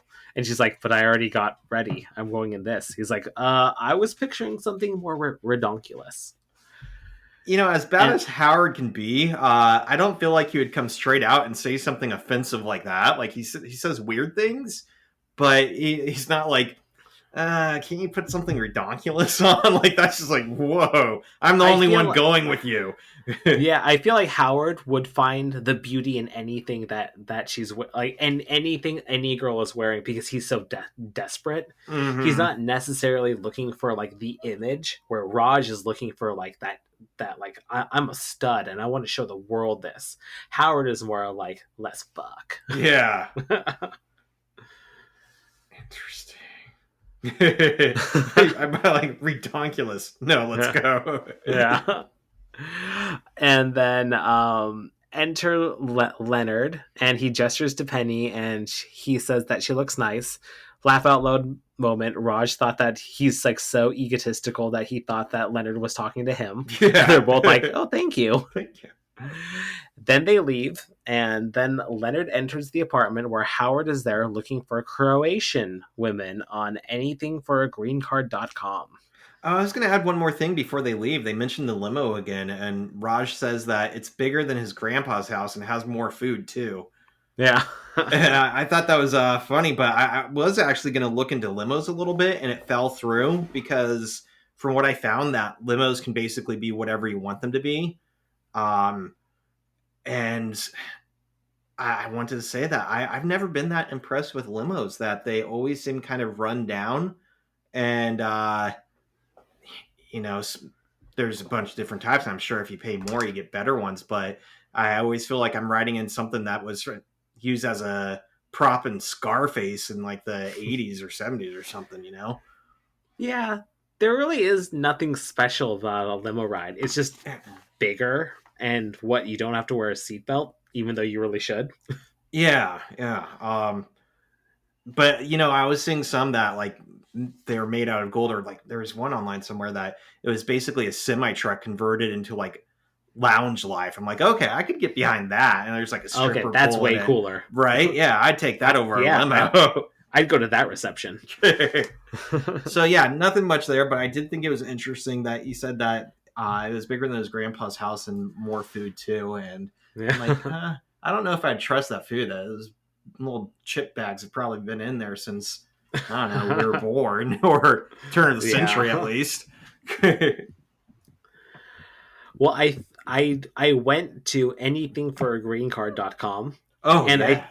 I think that Warner Brothers actually had it as a landing page.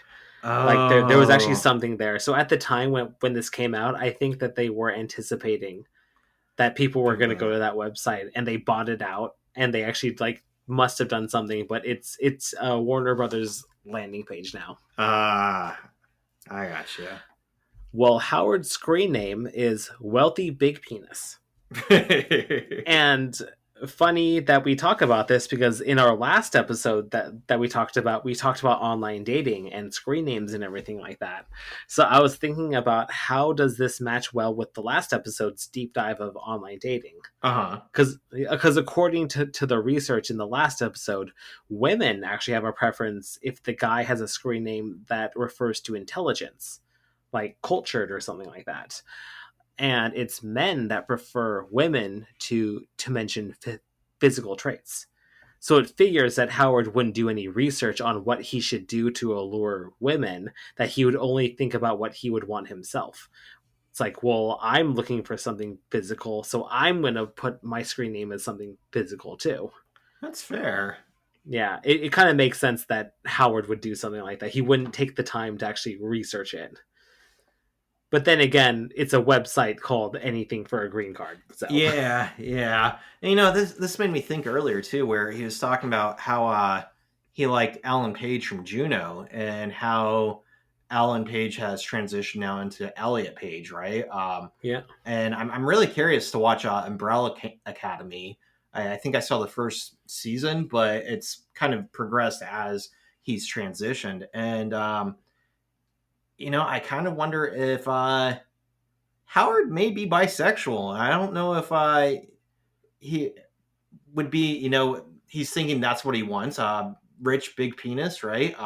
yeah. But maybe he's okay with somebody being attracted to those words too. I don't know. I kind of see with the Alan Elliott Page that he'd probably still be okay with getting it down with Elliott Page. Well, Leonard did make a comment that you'd hook up with the dolphins. Exactly. So Yeah. maybe he did the research, but he's like, no, I'm just hoping that somebody more like me is going to pick up on it. Maybe.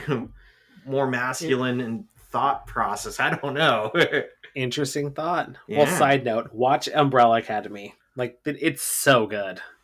I saw the first season, and then in that time period where I have to wait for the new season, I somehow fell off the wagon. And Well, one of the best scenes is like the first episode of season 3.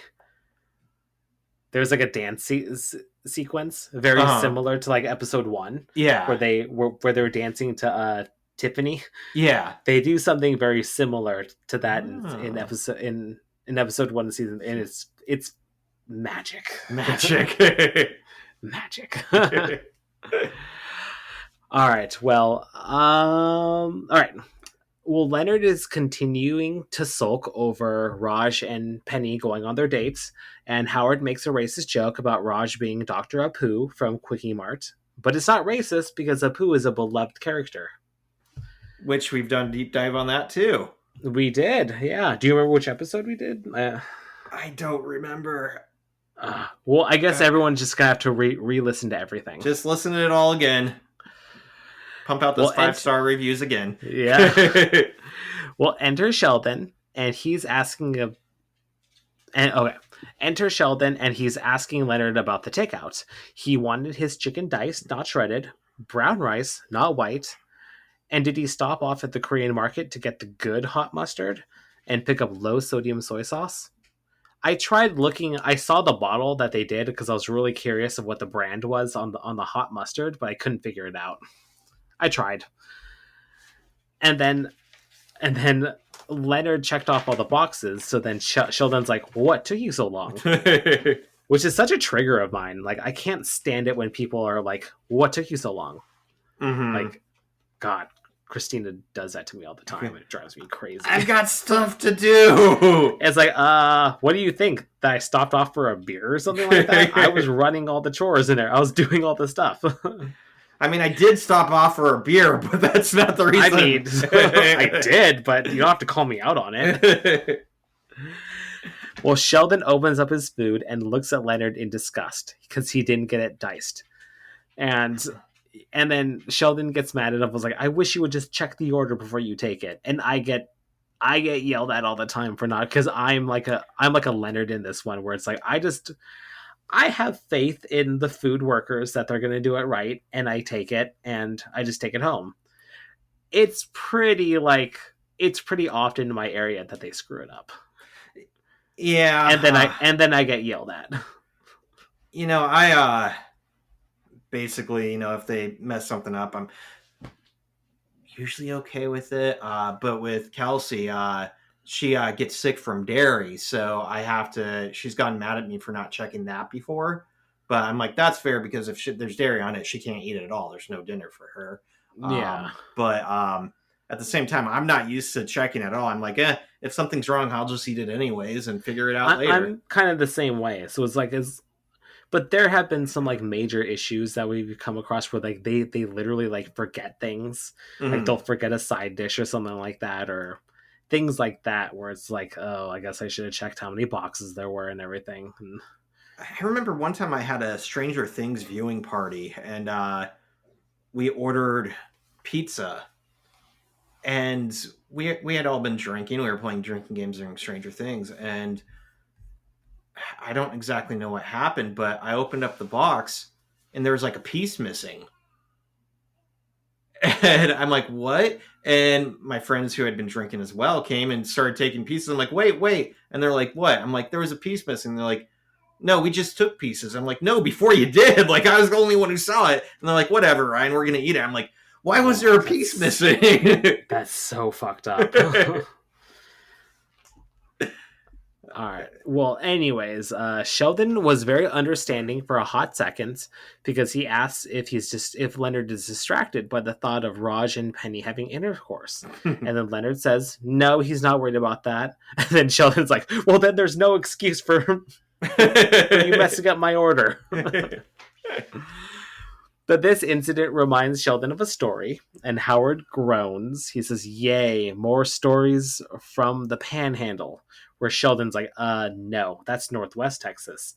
I am from East Texas, the Gulf region, home to many Vietnamese shrimpers. So I did a little bit of research on this.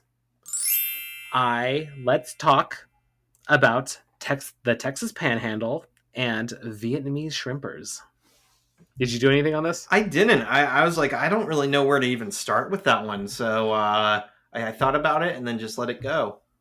Well, the first thing was like, what's a panhandle? Like, I know in a literal sense what a panhandle is. It's the part you use of a pan to lift it off from the stove. Duh. But what is a panhandle in terms of a state? So for anybody out there, America is that for anybody out there that's not from America, we're made up of multiple states. We have 50 states, and some of the states have odd shapes. They're Very shaped odd. like they're shaped like and they have what's called a panhandle. The panhandle is used to refer to a long, narrow projection of a larger territory that is not a peninsula. In particular, panhandle refers to the narrow portion of the state that tugs away from the main state. Although the United States has 10 panhandles, only 9 states have this feature. West Virginia has only 2 panhandles, bringing the number to 10. Here are the panhandle states. West Virginia has 2 panhandles. Alaska, Connecticut, Florida, Idaho, Maryland, Nebraska, Oklahoma, and Texas. So they have that feature. And there is a debate if Utah is actually one of them. So some people are saying that there's actually 10 states, but it's actually not. Because apparently the protrusion in Utah contains the state capital, Salt Lake City, which is also the most populous metropolitan area. So I'm guessing in the definition of a panhandle, it can't be popular cities or something. It can't be very populous, I guess. I don't really know. I couldn't figure out that definition, that true definition. But Utah does have that physical feature of a panhandle, but they're not classifying it as it. I'm looking up the U.S. map now because I'm like, like, what is this panhandle? I know that the one I always think of is Oklahoma because that like really looks like a handle and Oklahoma looks like a pan. And something I learned just like a month ago is that the reason Oklahoma has that is because there was some sort of legal issue where southern states were not allowed to have property above a certain latitude. And so because of the legal issue, Texas wasn't allowed to have land up to Kansas and Colorado, and so it was forfeited to Oklahoma. Oh, that's interesting. And if you look, that panhandle, like it's very narrow, and it coincides with two latitudes, and you can see how they connect with other states, like with North Carolina and Alabama, or Arkansas, and then the top one coincides with New Mexico and Arizona. So there's I guess legal reasons we get these weird shaped states. I know some of them, it's a lot because of rivers, and they just divide things based on rivers. But that one was kind of mind blowing to me. Yeah, geography is definitely my Achilles heel. Yeah, that was terrible. I'm terrible at geography. Do you ever see that Friends where Chandler makes the game where you can't have name all 50 states. Yeah, you can't have Thanksgiving dinner until you name all 50. Yeah. Can you name all 50? Oh God, no. Yeah, I would no.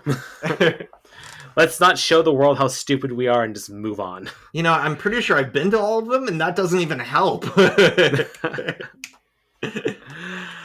Well, then the next part of this IQ point is that Sheldon mentions that Texas has many Vietnamese shrimpers, but they're unrelated to his story.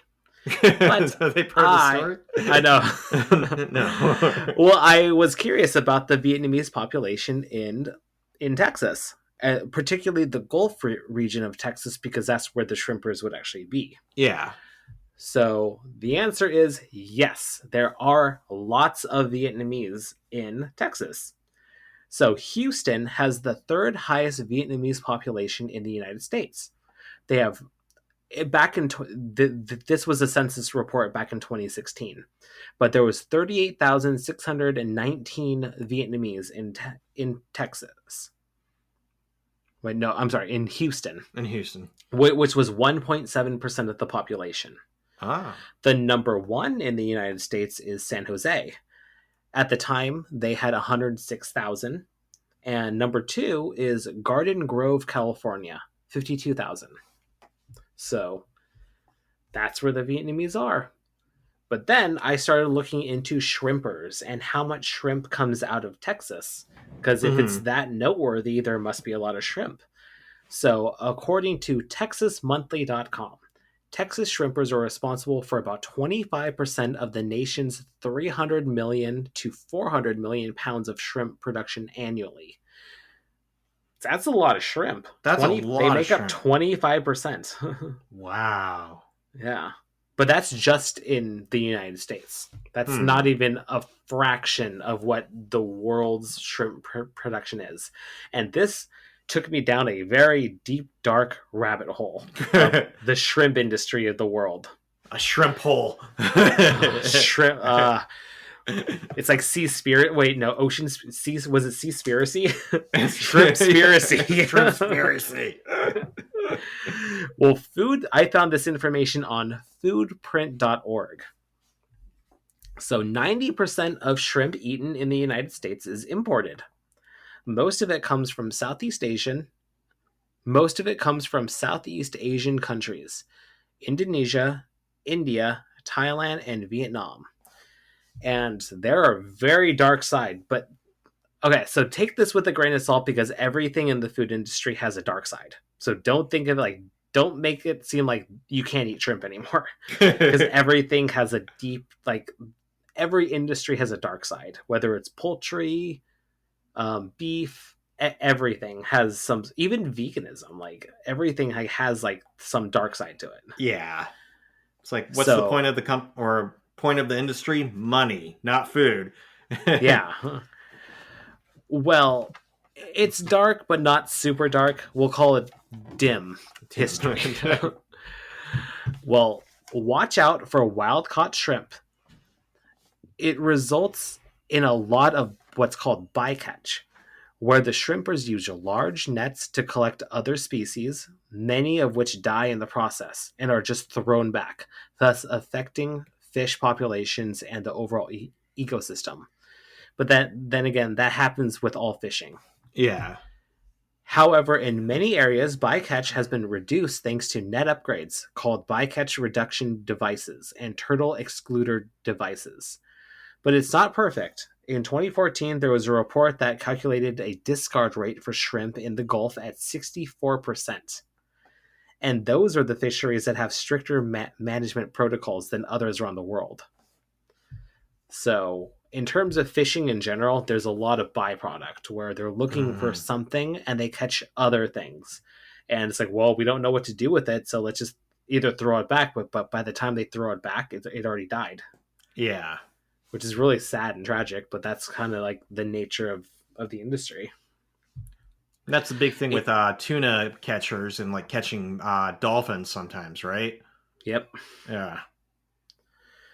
In farming shrimp, many mangroves, which are the trees that grow in coastal waterways and play a critical role in protecting communities against storm surges, nursing wild fish stocks, and absorbing carbon dioxide, began to disappear.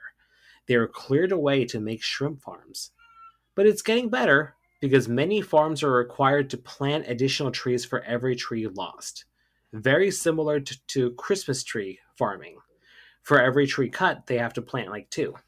So it's like, okay, so they're making ways to make it better. And also in farming, a lot of chemicals are used. Since shrimp can develop diseases, those chemicals end up in waterways and are destructive to the local ecosystems. Well, the darkest thing about the shrimp industry is human trafficking and slavery. Labor practices are a serious issue in both wild and farm shrimp supply chains, especially in countries like Thailand. A 2014 investigation showed that there were a large number of men bought and sold like animals and being held against their will on fishing boats off Thailand. That's terrifying. Yeah. Like we think of human trafficking as mostly women being trafficked, like sex slaves and everything. Yeah, and I think that's terrifying too. But sometimes I forget that men are trafficked and forced to do slave work like that. Yeah, anybody is at risk of being captured and taken away for something. I'm sure there are even men out there that are being held as sex slaves too. It's like being forced to. Yeah. Wow. It's a scary world out there, and life has never been the same ever since I saw Taken. I was just talking about Taken last night. I'm like, why aren't there not more who's the guy in Taken? I'm Liam terrible. Neeson? Liam Neeson. I'm like, there need to be more Liam Neesons in the world, taking back what's been taken. Yeah, that's such a. Okay, if anybody hasn't seen Taken, it's really scary and really dark because it's like it's somewhat grounded in reality, but it's so like if you like revenge porn, like this is revenge porn at its finest. Yeah, it's like John Wick. Like John Wick is the new Taken. Yeah, it really is. I think John Wick is a little bit more comical, more exaggerated, especially the second and third one. But it's definitely in the same terms. That and the fourth one's coming out soon. Yeah. That's gonna be so dope.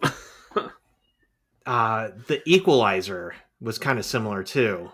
Yeah, I like that with Denzel Washington, and like he's like in a Home Depot and he's basically set everything up like Home Alone, but with like nail guns.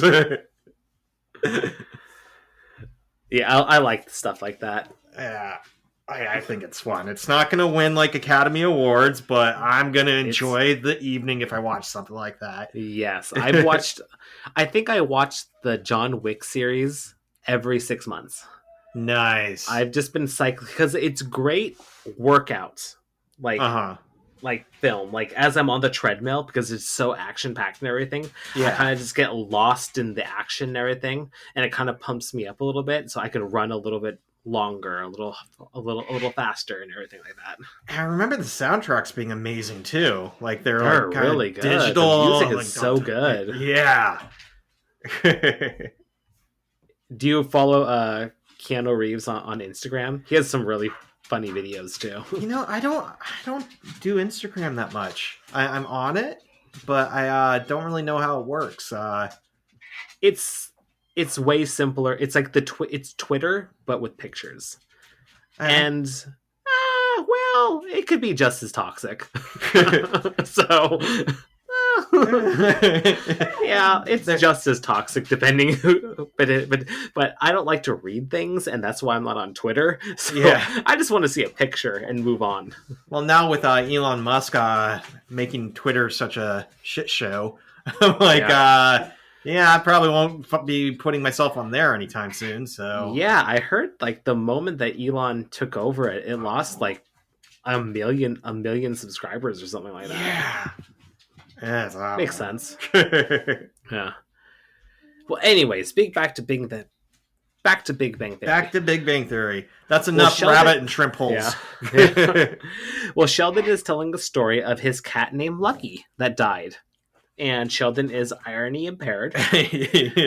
And while others mourned Lucky, Sheldon saw opportunity. He could get a new faithful companion, one that he could snuggle, and also kill others with telepathic command. He wanted a griffin, a half eagle, half lion. But Sheldon was looking into studying recombinant DNA technology, but his parents wouldn't get him the necessary eagle eggs and lion semen. But of course, his sister got swim lessons. How unfair. She got them when she wanted. Yep. Should we talk griffins? I did an IQ point on griffins. Go for it. I just I got stuck at the eagle eggs and lion semen and laughed hard.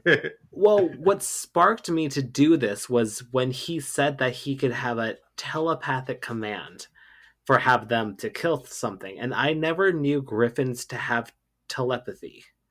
So that's kind of like where this kind of started from. And I also just love this topic about like mythical creatures and everything. Growing up, my parents had this book called there was 3 volumes, and one of them was specifically based on mythical creatures, and I loved it. It talked about like centaurs and manticores and all these like crazy things, the giant squids and stuff like that. Well, anyways, I found this a meme the other day. I'll have to send it to you if I can find it, but it was a fake mythical creature, and it was the Man. And so every now and then a man have a man as a child. Sometimes they have a man as a child, and sometimes they have a man. It's like a minotaur or a centaur, but with men on both sides. It's like really the weirdest thing. I'm like, I don't even know how to process this. It's like a man bear pig. Man bear pig. He's real. Half man, half bear, half pig. Well, I found all this information amongst multiple sites. This because I had to find out about the telepathy thing. So I looked on folklorethursday.com and then newworldencyclopedia.org and mythology.net. So for anybody that doesn't know what a griffin is a legendary beast believed to be the offspring of a lion and an eagle. It's usually depicted as having the back legs, tail, and body of a lion with the head of an eagle. Usually it's shown with eagle wings, but sometimes wingless, and sometimes as eagle talons on its forefeet. The eagle part has feathers and the lion part has fur. There are claims that only the females have wings, and others indicate that the tail is more serpent-like. The griffin is known as the king of all creatures, because the lion is the king of beasts, while the eagle is the king of birds. And with their powers combined, they are a super powerful being and is the king of all creatures. They're usually seen as guardians of treasure and priceless objects, and associated with gold. They're a symbol of strength and valor. Well, some say that the origin of the griffin is surrounded by rich fossil beds in the Mediterranean across the steppes into the Gobi Desert. Scholars have associated similarities of the description of the griffin to fossils of a Protoceratops living millions of years ago, which is a dinosaur. Feel free to look it up. It's kind of like a triceratops without the horns. However, others suggest that griffins were merely just creations of myth and symbolism. Well, their legend has spread throughout the world from ancient Persia, Egypt, the Jewish, and Greek mythology. In terms of telepathy, I'm not finding a whole lot to suggest that they are. There are some novels that I kind of came across that show griffins as being telepathic, but nothing in actual folklore that says that they are. What novels? And here, I didn't write them down. It was just like, I should have written it down. But it was kind of like, I've never heard of this. Not that interested. It doesn't seem that popular. I was curious if there were like anything big that like ever like To Kill a Mockingbird had a griffin in it and it was psychic. Like, whoa. Nothing like, it was a book that I never heard of. So it wasn't super mainstream. So that's why I was like, yeah, I don't know if I want to document this.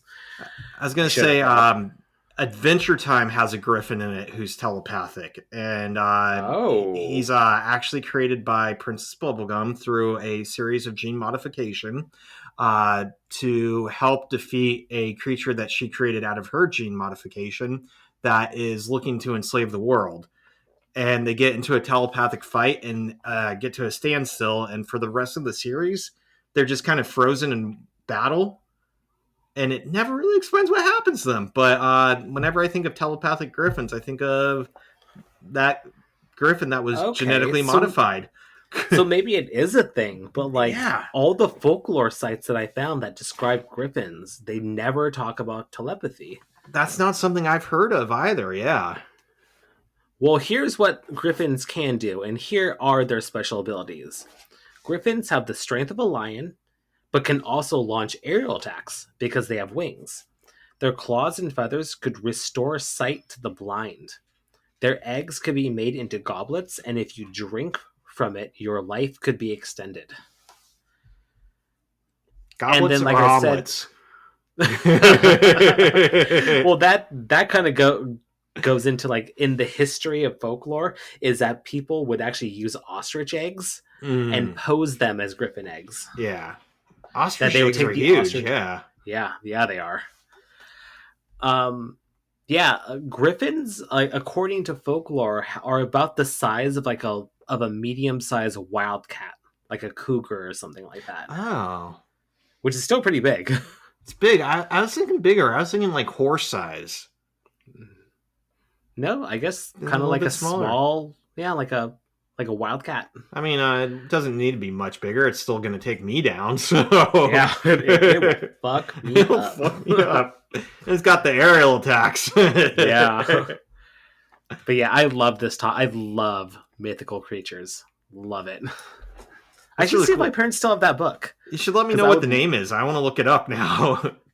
Of the book? Yeah.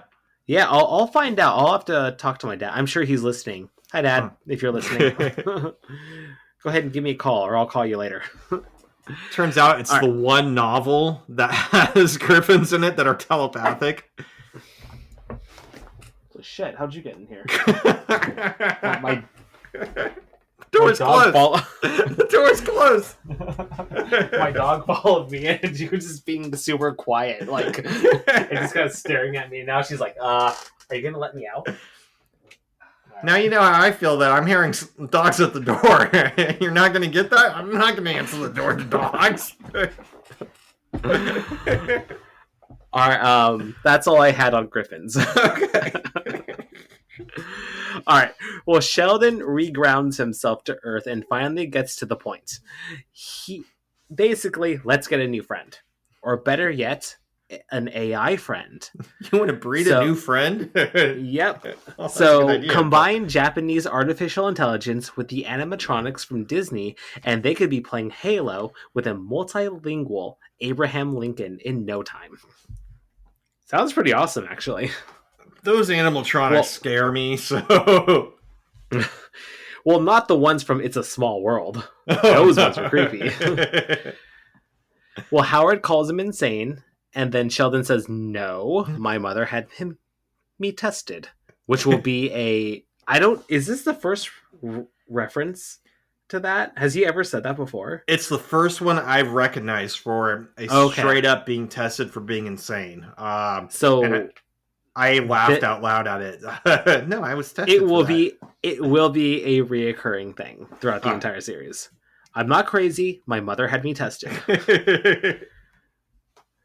Well, the guys dream of their next friend, that it should be like somebody rich that knows a lot of girls, that's super into technology, and they deduce it down to that their next friend is going to be Iron Man. A place on the beach that we can have parties at. Yeah. So it's Iron Man. Mm-hmm. Yep. All right, well, back at Raj's apartment, he's wasted. And I love this. He's like, welcome to the Raj Mahal. Raj Mahal. And he wants to suck face with Penny. I don't think anybody should ever say that. Let's suck face. Let's suck face. You know, if you're really, really drunk, I'll excuse it, but I don't think you should say it. You know what term I really like? Mac. Mac. Let's Mac.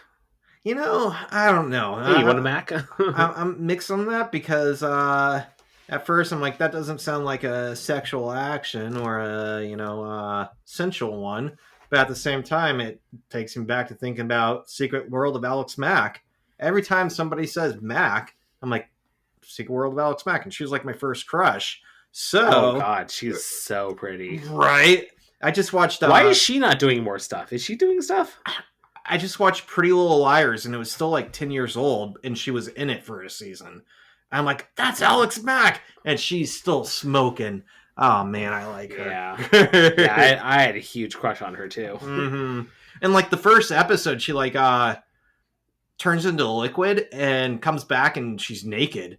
And I remember as a kid, I'm like, wow, it doesn't show anything, but... Sorry, I thought you meant Pretty Little Liars. I was like, what? Oh, no. I was like, wow, that show. I should watch that show. I got a new show to watch. Fuck Party Down season 3. Yeah. But yeah, she's like hiding behind boxes, and I remember as a kid, I'm like, wow. Yeah. Yeah, for a Nickelodeon show. Yep. Back in like what, 92? Yeah, probably. All right. Well, Raj's parents call, and Raj wants Penny to meet them. And he still calls his parents Mommy and Daddy. Hello, Mommy, Daddy. I'm not drunk. It's like, why would you say that? Just talking. I like that part. I'm not drunk. I'm not drunk. Well, he introduces Penny as his new squeeze. And Penny's like, nope, no squeezing. Not a squeeze. And the parents are upset that she's not Indian. And they're very direct how they disapprove of this relationship. And they call her a hotsy-totsy. And I like this. Raj's dad is like very upfront with him. It's like, Raj, I get it. You're in America and you want to try the local cuisine. But trust me, you don't want that as a steady diet. So then Raj gets defensive, and then he runs away and throws up. I gotta go throw up. I'm not a little kid. I gotta go throw up. And then his mother's like, what's wrong with him? And I love that Penny kind of stands up for herself and kind of gets like a little snarky at them because like she has every right to. Yeah. She's like, I don't know. Maybe it's the local cuisine.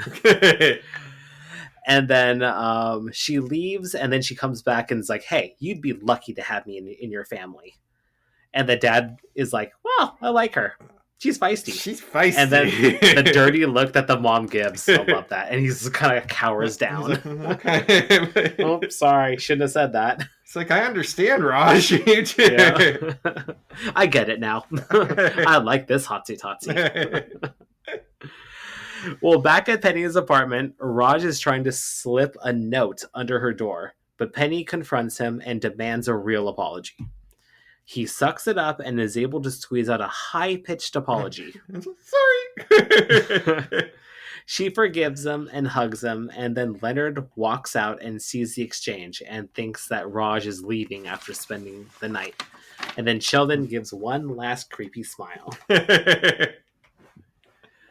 And that's the episode. That's the end. Yep. Not too bad. I liked it. I've liked some of the other episodes more, but still solid and definitely laugh out loud moments. And going forward, I have a little bit of progression with Raj that Penny made him actually talk, and I like where that's going. Yeah. This was okay. I did have a lot of laugh out loud moments. Not my favorite episode, but it was by no means a bad episode. Mhm. I like that they're kind of expanding more on Raj's character, that his relationship with his parents, his kind of just his overall obnoxiousness, that he actually is kind of like, because he's quiet all the time, you think that he's like more harmless and everything like that, but at the same time it's like there's like an edge to him. Being quiet and shy doesn't mean he's humble necessarily. Yeah. Yeah. Well, we had 6 total IQ points on this one. That's not so bad. Yeah, I had fun doing I had fun doing research on this one. Griffins, the Panhandle, which I learned more about, like the Vietnamese in the United States. I think that's pretty cool. Charlie Sheen. Yep, Charlie Sheen. And I think the most useful one was the blow dryer one. Yeah, I did like that one because it was very informative. Like, you got to be careful with that kind of stuff. And it was very thoughtful too, knowing that the statistics can be skewed by the people who have the money. So it's who do we trust? Why do we trust them? And making sure we have antibacterial on our baby wipes if we want to disinfect. Yep. Just carry around a little bit of hand sanitizer. Mm-hmm. These days, you kind of have to. Yep.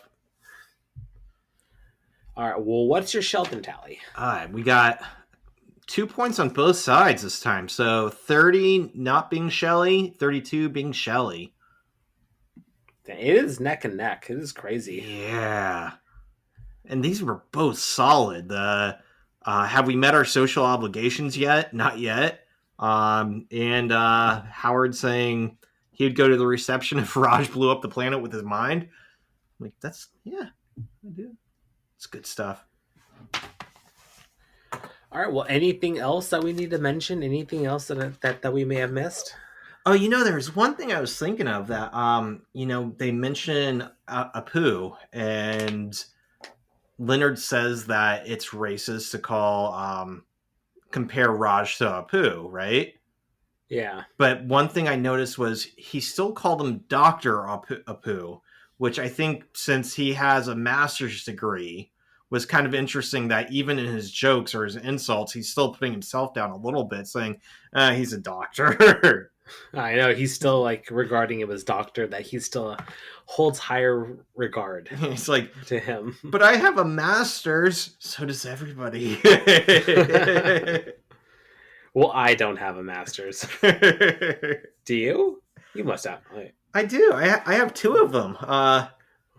Because technically I went for an MFA in creative writing, that's technically a terminal degree, but I didn't want to go for a PhD. It would take longer, and it seemed a lot more boring. I wanted something fun. For that reason, I think people don't take MFAs very seriously. They're like, it's just another master's degree. I'm like, okay, whatever. All right. Well, thanks everyone for listening. Please remember to leave a review. Follow us on Instagram at Theoretical Nonsense Pod. Email us. Shoot us a question, comment, concern, whatever you want, at theoreticalnonsensepod@gmail.com. We'll see you next time when we talk about Season 2, Episode 5, The Euclid Alternative. Thanks for listening. Thanks, everyone. This was Theoretical Nonsense, Big Bang Theory watch-along podcast. No PhD necessary. Our intro and outro music is by Alex Kroll, and our logo is by John Kim. Thanks for listening.